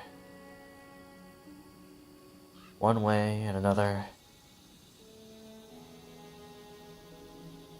Sounds like Calls children. Who is there? Show yourselves. Help me. A single whispered cry responds to you. But it sounds more like a threat than a call for aid. Strange. The voice said, "Help me," you said? Yes, though in a threatening tone. Shugo looks confused. Help you. What? Help us to kill you. Lay down and die for us. No, thank you. As they say that, though. Can I tell where these voices are coming from in particular? Seemingly from the rice paddies, as these strange creatures begin to saunter out from them, pulling themselves through the muck with supernatural ease.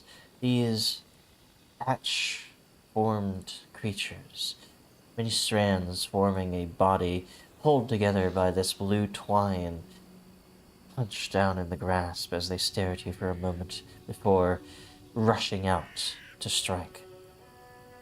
Do their voices seem like the voices on the wind we've been hearing? Yes, they do seem to be. Ooh, that has some implications. I need your initiatives. All right. I was scouting. Okay, will that change anybody? It'll I change think it would you. change me. It'll change you as well, yes. Putting you both ahead. Hugo, you had a feeling this would get to a fight at some point, and these strange creatures might be good. What do you do? What is the train like? Is the rice paddy water difficult train? Yes, the rice paddy water would be difficult terrain. They move with it with ease, but you do not. Also, the giggling echoes within the back of your mind as they are sort of within reach of you. There's auras that seem to emanate out from them, bring with them, yes, that giggling. Disquiets your mind, makes you maybe a little bit weaker to mental effects. Well, these things must have been following us for a while. And Shugo's gonna step in front of Yuga and see what we're dealing with. This first one right here. Okay. See, he starts with a bite.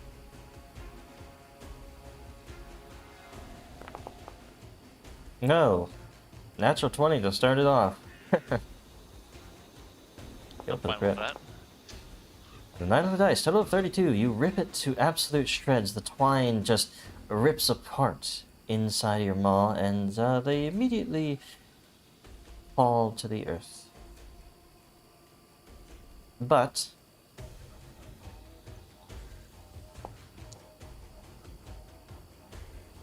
something happens. You don't know what.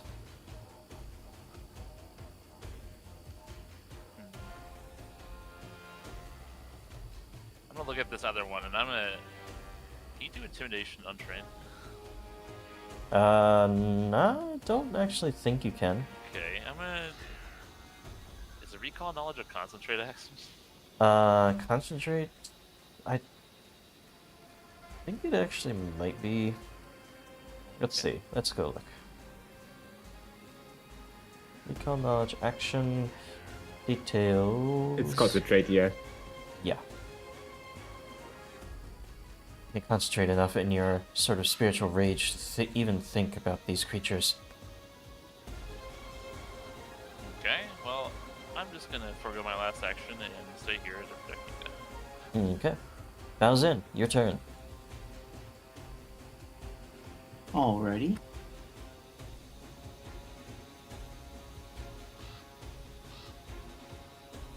I'd like to do a recall knowledge.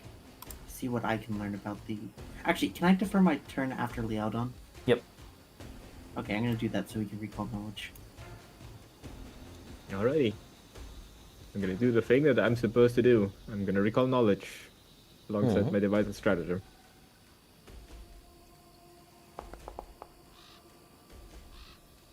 I'm gonna keep that as an attack. Alright. No, what's the check for recall knowledge? For these, religion. I'm glad I bothered investing in that. You do not recognize these creatures. Dang. In that case, I'm just going to step up here and going to put my attack roll to use. Mm-hmm. There's this one that's still hunkered down. They are definitely going to be hit. Your whip cracks into the twine, breaking many of the strands, and giving them some harm. However, it seems as though there's nothing quite hit. There's nothing there to hit precisely, or it doesn't seem to matter where you hit them. No. Doesn't do a lot of damage. Well, that's my turn. Bows in. Alrighty. I'm gonna start by casting Daze on this nearer one. Okay. Just to see what their will saves are like. Well, pretty Not bad. good. They do take a full hit from mental jolt to invade their mind, whatever mind they have, and well, but Alrighty. Then I'm gonna cast Needle of Vengeance.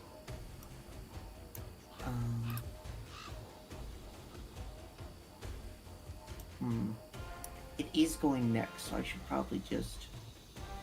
Yeah, I'm gonna cast Needle of Vengeance on it in case it attacks me. okay. Keep that on it until it does make that save. And for the threats, I'm gonna increase my own AC. Mm-hmm. Protecting yourself. It's still going to go straight for you, it seems, but as it steps up here, it is going to focus on you, reaching out its tendrils. They sort of whip in the air and then mutters and whispers this nonsense. This confounding voice enters your mind, distracting you, disorienting you, or trying to at least. I need a will save. Alrighty.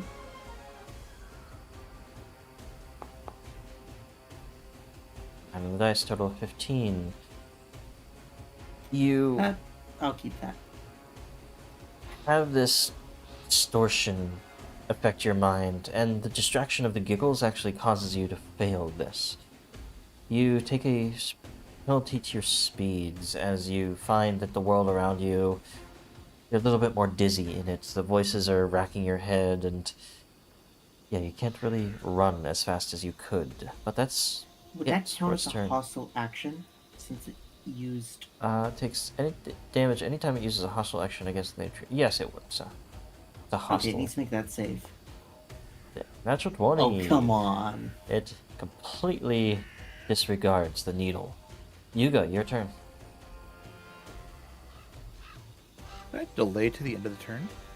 Sure. Of the round? Letting the thatchling go before you. It is also going to reach out towards Shugo. Mumble, curse under its breath at you. I need a will save. Distorted voices, though, are nothing to you. Again, you've dealt with spirits before. It's simply going to rush up to here at the end of its turn. Yuga, yours. Nice, that was worth it. All right, I'm kind of gripping my silver dagger like it's a focus. Say a quick prayer, and thrust it out toward the one up north, firing out a beam of spiritual energy. Alright. The beam definitely hits its target. No crit, but a hit.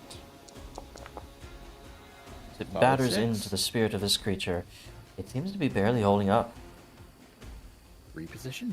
Next. And hopping down a little bit into the, well, fronds of the rice paddies here. Shugo, your turn. Shugo's gonna take complete advantage of the advantage that you guys given him, Mm-hmm. and he's gonna do what he does best, which is, again, Exhale Quick energy. bites No, will definitely be a crit once more. Again, these small creatures, you just grasp into your maw and start tearing, ripping apart, completely destroying at that. shake it, throw it apart. You know what? I'm gonna use sudden charge. Okay. As soon as that one is dead, you turn on your heels, charge over, splashing through the water, get behind this one before it can even react. And he's gonna try to do the exact same thing. Sudden charge is the best feat ever. Slam your teeth once more into them, not critically, but this one's already falling apart. It only takes a little bit to rend it asunder and destroy it. As they fall. I like that. That is the end of that encounter. Give yourself 60 experience points for that. Yeah, when I roll decently, I do some good stuff. Yeah. Barbarians will definitely take advantage of good fucking rolls. Yep.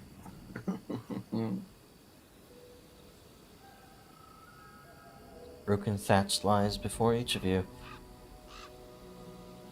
These things must have been following us for all the way down the river, maybe, unless there was more of them.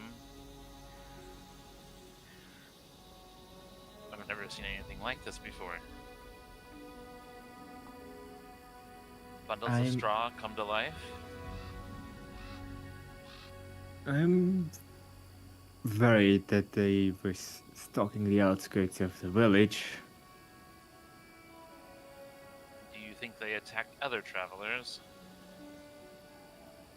Haven't heard anything to that effect, but at this point I don't think there's many travelers coming through here anyhow.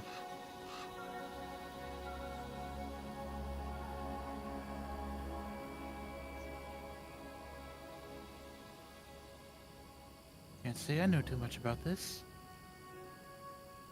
Shugo's gonna take some time to look around the area, see if there's any other signs of struggle or attack. Roll perception check.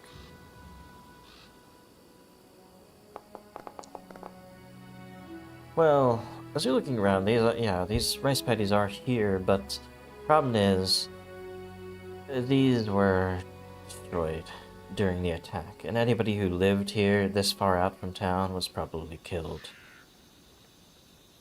That's the sign of struggle. These creatures, though, you don't get the impression they were part of that particular attack. They were simply here, for whatever reason. did not see any of these on our way into town before, or in the attack, so maybe they came after. Opportunity to attack people as they travel the road.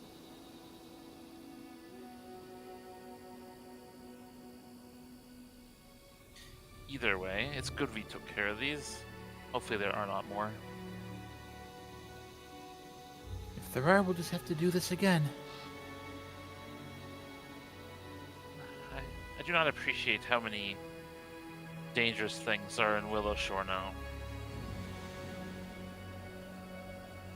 It'll be good to put an end to this someday. Why is For this now, we nothing just do what we can. quite around here? About afternoon at this point. If you really hustle, you might be able to make it to that burnt out inn before nightfall. But that would require you getting there while fatigued, and you're not sure if that's the best idea. Up to you. No, just a normal pace, Okay. I would Yeah. suggest. Going along further. You reach this point. It is near the end of the day.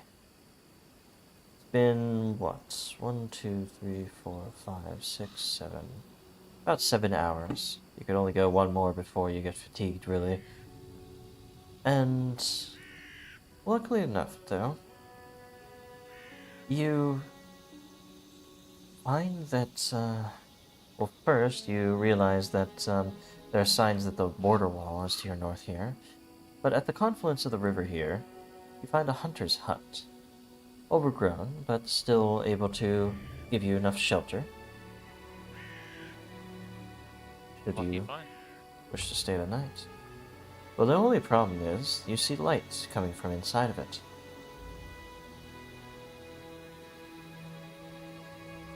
I wonder who is staying this far out of town. Suppose I can find out. You guys approach openly? I will. No reason Okay. not to. So as you approach the cabin, someone shouts from inside. Don't come any closer. Please, I make it's... sure to have a light on before as I approach. Yeah, that's how they notice you're approaching. Yeah. Please don't come any closer. We don't mean any trouble. We're just looking for shelter. Interesting. Well, that's very coincidental then. We are as well. But wait a minute. There's only one voice that can sound so pompous that's yet so oblivious at the same time. Yuga, you and your friends here? That's right. Wait. Yes. This is indeed Yuga. Did our parents send you? No, this is entirely coincidental. And you see Hugh Lilong and Yuli Sanmi sort of step out from the frame there. They look a little bedraggled, worse for wear, but no wounds, no, harm seemingly done to them. They've been living out here in this hunter's hut ever since they fled from you in town. All that week ago, in fact. I'm glad to see that the two of you are still safe. We've been making do out here, foraging. Luckily, nothing seems to have bothered us. Can't say that will last forever, but we don't know where else to go. We ran into this fog that just wouldn't allow us to pass, no matter what. We thought we were cursed. Cursed by our ancestors or something for eloping like we did. Not allowed to leave our home. Well, This is as far as we could go. Thankfully, it's affecting everybody. It Well, seems that's- to be surrounding the whole entire hinterlands, too. Just our luck, huh? We tried to run away from home, and then a wall of fog affects the town, preventing us from escaping. Oh, just make it seem very dangerous out here. More dangerous than we thought. We were just going to get to another town and be safe there, but living out of a hut with a wall of fog preventing our escape? What if something attacks? We can't defend ourselves. Maybe come in, perhaps. Let's come inside. It's getting late anyway. Thank you. We're grateful.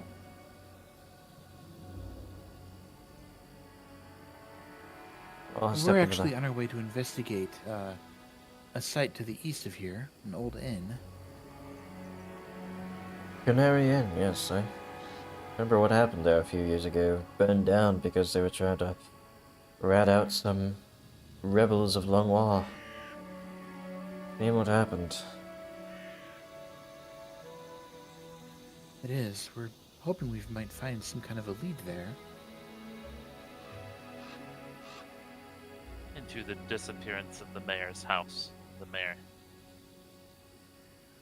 The governor. Well, I can think of no better people in town than you. Dealt with those Jenkins easily enough. Thank you for that again.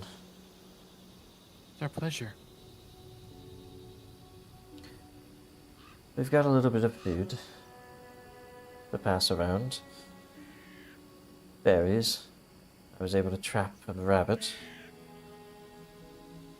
It's not much, but I'm sure you carry your own food.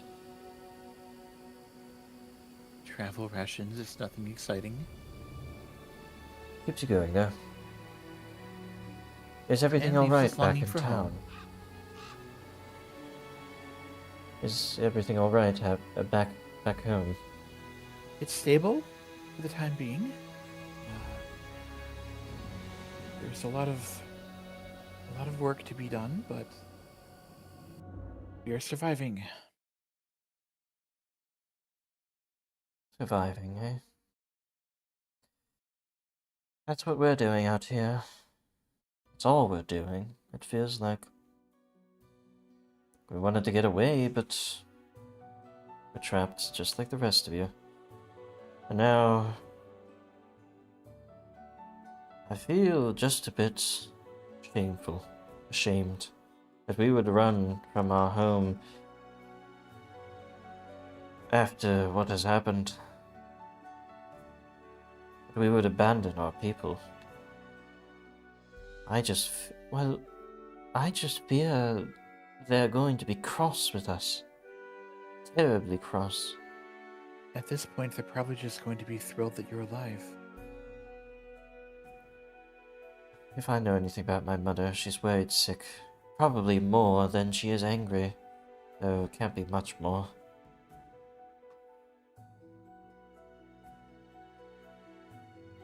Better to be cross than dead.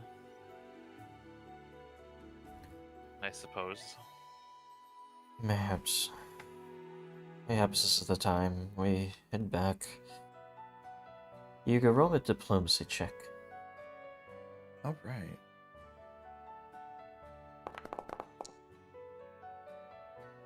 Average 16. Ah, it's time. It's time for us to return home. Perhaps they'll accept our love. Perhaps they'll realize it's better to just have us alive than to worry about all those fine details of everything. If they can't, well, maybe at this point in the current state of things, just being in the village would be an improvement over this. We'll go back to the way Can't say things... it's very safe out here. I suppose we could go back to the way things were. Sneaking out. They can't sequester us in our homes. They can't prevent us from going out. And we've already run away, so we can't bring any more shame to our houses. We might as well go back tomorrow morning. Thank you for writing us We would have been stubborn enough to die out here, or maybe even thought the town was dead. Or just live out here until something happened upon us and made us its meal for the day. The road back to town should be safe enough. There are some creatures we disposed of. It's good to hear then. Good thing we didn't decide to go back then. Till now. That being said, we really. This is all a very new situation. We can't necessarily guarantee that it will be safe. Well, we ran out here and survived. We'll make our way back, I'm sure. Don't you worry about us. All right. Now, we should all rest for the night. We have journeys, each of us, tomorrow. We go our separate ways. That we do. For now. It is Well- good to know you are safe, though. We will make sure to visit you in town once we return. Please do. And put in a good word with my mother. She likes to throw her weight around, controlling the grain storage of the town. You don't want to get on her bad side, but maybe you could risk it for love. For the sake of it, at least. Of course. You can certainly try. And all of you are packed into the Hunter's Lodge. Take your rest for the night. It's another day passes.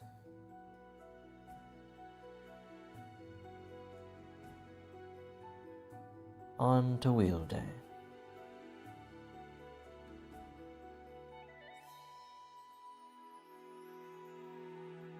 In the morning, both of them have packed up, say their goodbyes, and head back down the Dew River, back to Willowshore.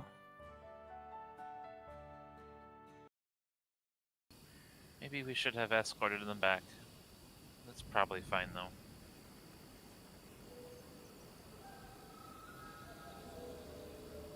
I'm glad we found them safe, at least. Me too. I would admit I was a little worried. They did well to survive this long out here on their own.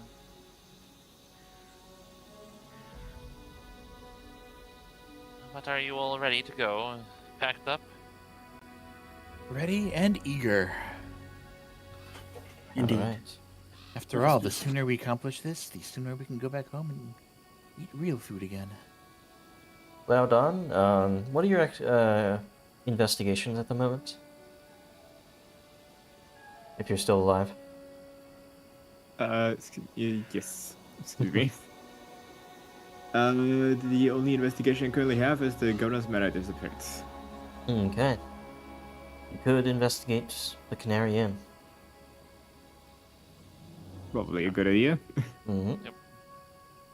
Remember, it can always just be a thing, a focus. You don't have to be like, you don't have to know a creature. I don't run it particularly like that.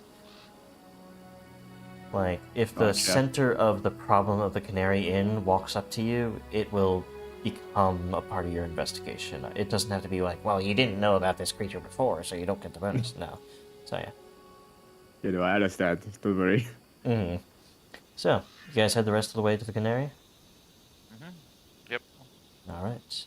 1 hour, 2 hour, 3 hours, 4 hours. Through the forest, trails, and then back out to the more open roads.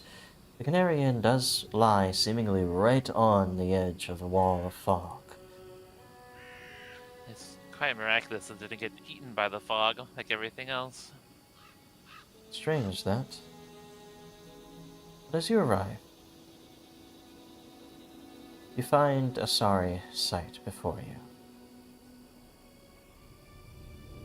A broken down, ruined, once pretty sprawling inn, sort of a midway point between a couple of villages, other villages, and Willowshore.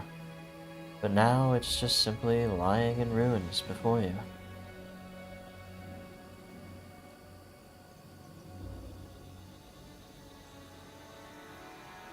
Let's do some investigative music here.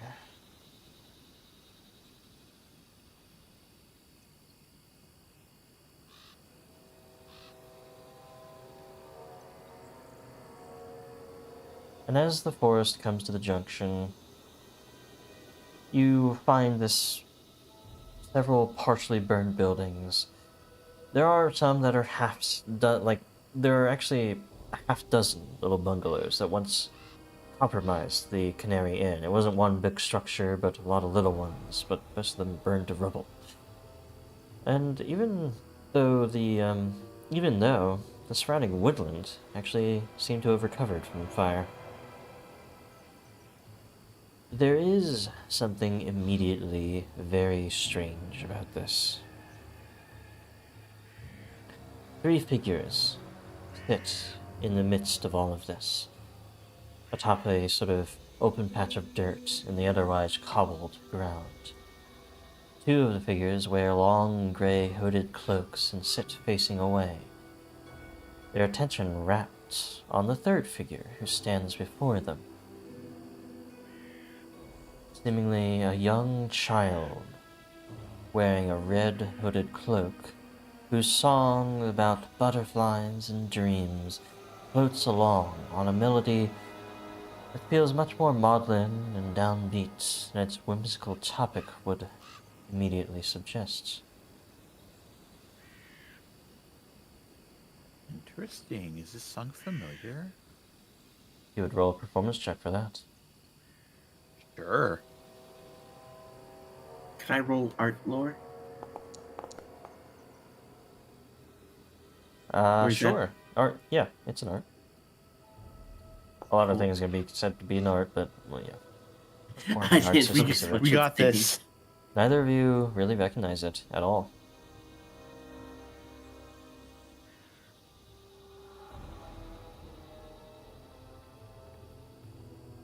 I'm intrigued. Let us go listen, I suppose. As you all get closer, and probably as you would be looking around the burnt out husk of this place, roll me a perception check as well.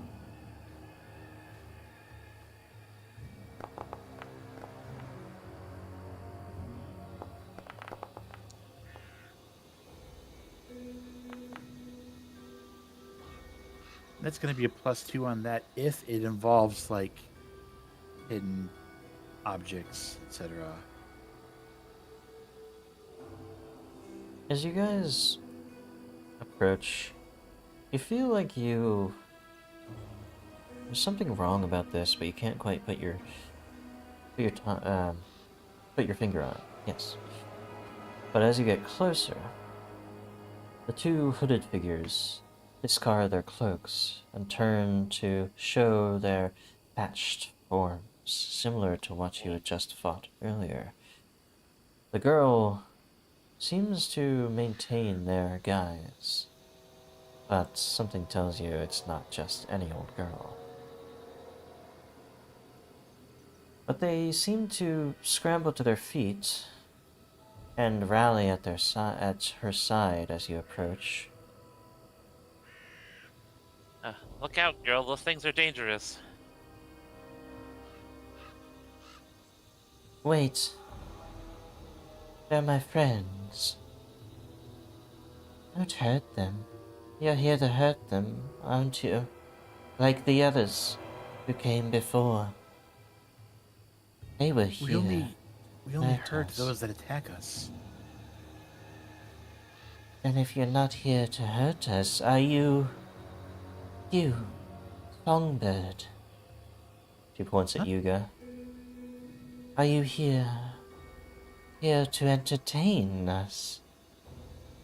It's been so long since we've had others to perform for us. We've been singing to ourselves as long as we can remember. I look at Shugo kind of confused. Suppose I could. Sing for us.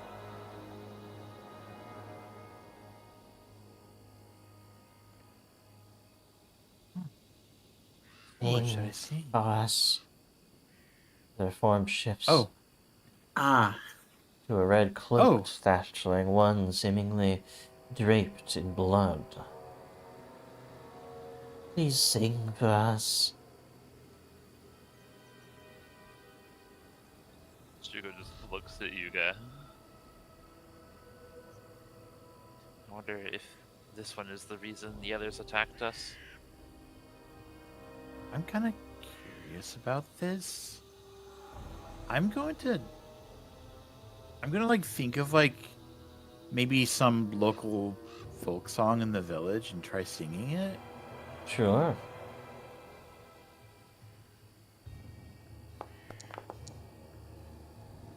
You sing 18 this and out. over, right? It seems to soothe the whipping of those tendrils of thatch on their backs a little bit. They seem less angry, less directly opposed to the living as they once were.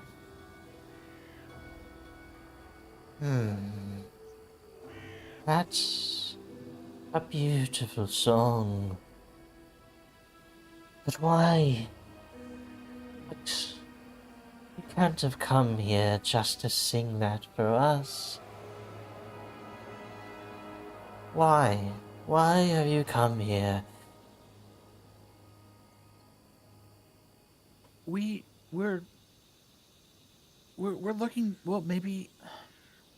Oh, how do I explain this? Shugo, Odion, Bowsen, what do you think? It's about a curse, more or less, right? A disappearance. Disappearance. Disappearance. A whole Ooh. entire building gone. A building? What could cause a building to disappear? We thought maybe since one who died here swore a curse upon some folks in the village, maybe that perhaps there could have been some relation. The governor. He disappeared? Yes. Those in power will always abuse or abandon their responsibility given time.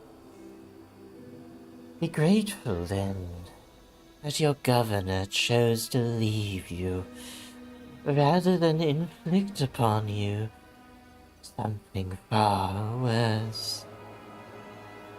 As her gaze, if you can call it that, looks about the town, or looks about the Canary Inn, as its burned out husk is lying before you. Are you saying that the governor had something to do with what happened? I'm not suggesting anything. But you do know what he did here, don't you? We have heard the stories. He burned I us. admit that I don't know that much about it. Burned us. Destroyed this place. Because he was a lapdog of Langlois.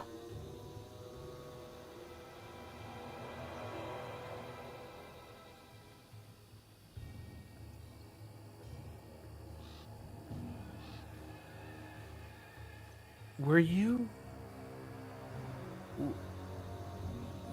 somebody who was here in the fire? It was her. The one they were looking for. Oh my. These were my friends. We looked here in Willowshore for protection from the Imperials of Langlois. Terrible empire that still rules over all nations of Tianzir.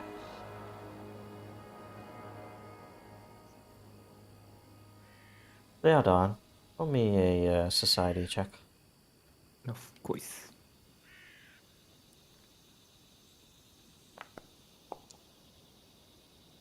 Well, it's pretty easy. It's been mentioned to you before. Langlois collapsed 2 years ago. into a splinter of many different nations, Shen Men, your own nation being one of them.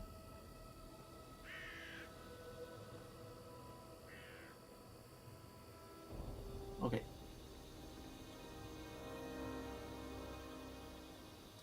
He quietly whispers that in Yuka's ear. Hmm. Whispering secrets. Secrets? No, not particularly. We're just filling each other in on recent events. What? Then... You don't need to keep secrets from me. I suppose you don't know about the collapse of Langlois. Even more good news, then.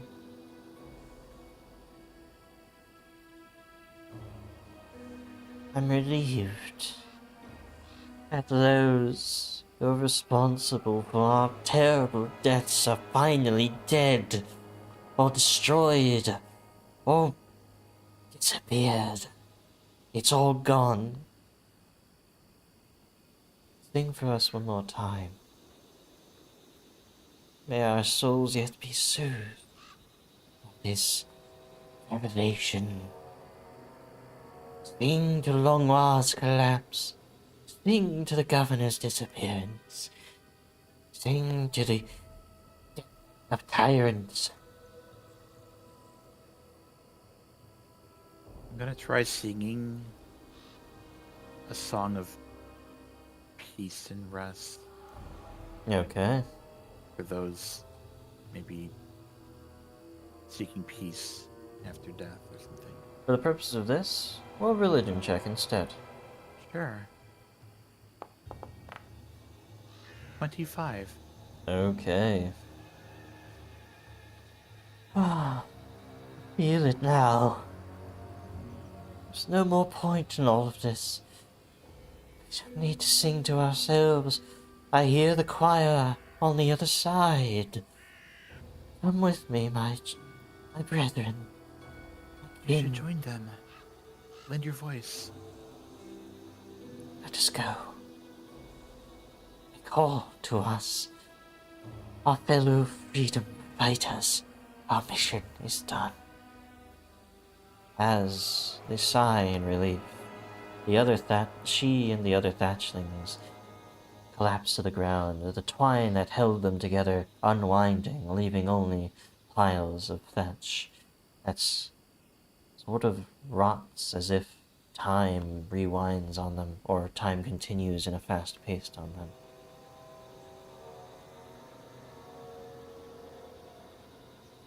Very But fascinating. as the red one collapses, she points to the dirt there. Lay our bodies to proper rest. Or at least my brothers Of will course. find mine. As they disappear.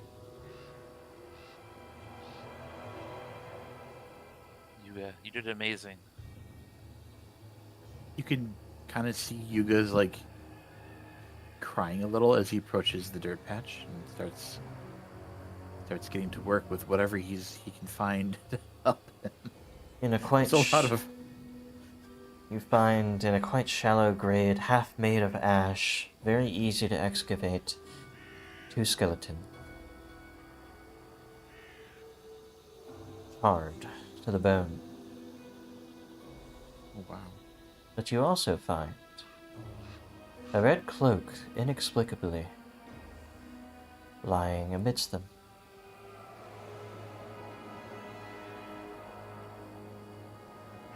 Seemingly the same red cloak that Van Hungry was wearing in her illusory disguise. Oh, wow. The elaborately decorated red cloak has an image on its back of an elaborately dressed performer whose 2 companions hold a lantern and an umbrella for her. Seems as though the umbrella and the lantern both would grant you some respite, either from the rain or from the darkness.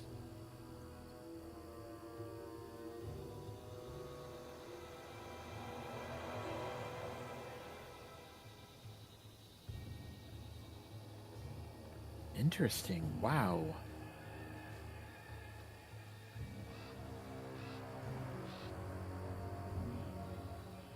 So diplomacy on one hand, survival on another.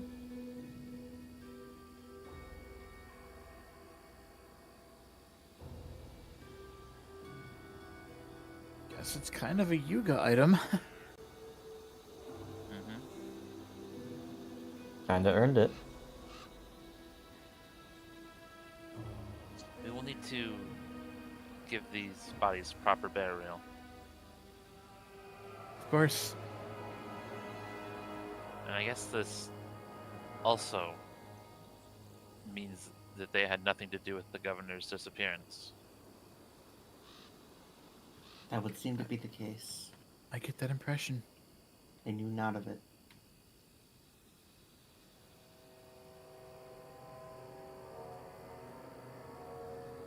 Which puts us back to step one, so to speak.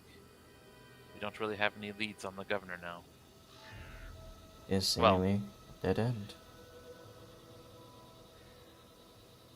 Besides what they talked about anyways. Well, I need to spend a little bit of time on this. If you all want, you could take a look around or help me, whichever. I can assist you, Yuga. I could probably dig a hole pretty quickly. Yuga, roll a religion check as you are giving them their final rites. Okay. Natural 20 for 28. Okay. Wow. As you step out into the grass surrounding the inn, you dig a proper grave, proper length, proper height.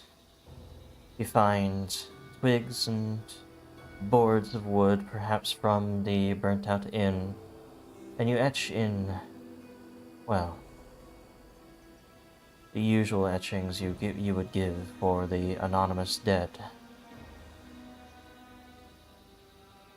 The nameless, who will not be unnamed in the halls of Pharasma, something like that. Yeah. As you give the perfect ceremony for souls so long in anguish, whose deaths so terrible, you feel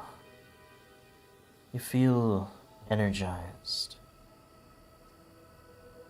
You gain Pharasma's moderate boon, with greater mastery over the energies of life and death. Your strikes deal 1 positive damage to undead. Your spells that deal vitality damage to undead gain a +1 status bonus to damage per spell level. And your spells that heal the living gain a +1 status bonus to hit points restored per spell level. Powerful boon indeed. Pharasma seems to be smiling brightly upon your actions. Wow.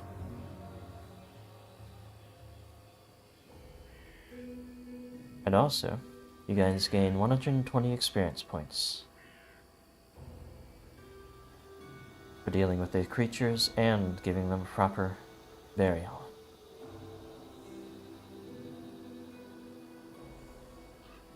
Carries over to the next level, in fact.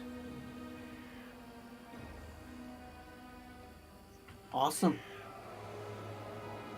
Level? I am running out of time though. Yeah, we're gonna end here. Okay.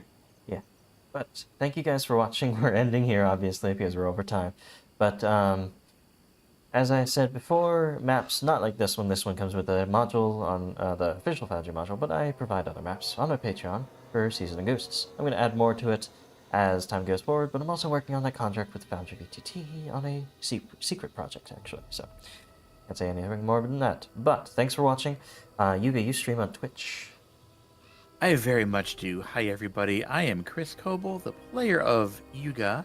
I stream on Twitch on Wednesdays and Saturdays from about 6 o'clock p.m. to 10 Central Time at Chris Cobble. Let me drop my link in the chat. Bam. Mhm. But yes, thank you all for watching. And I will see you guys next week. See y'all. Goodbye. Bye.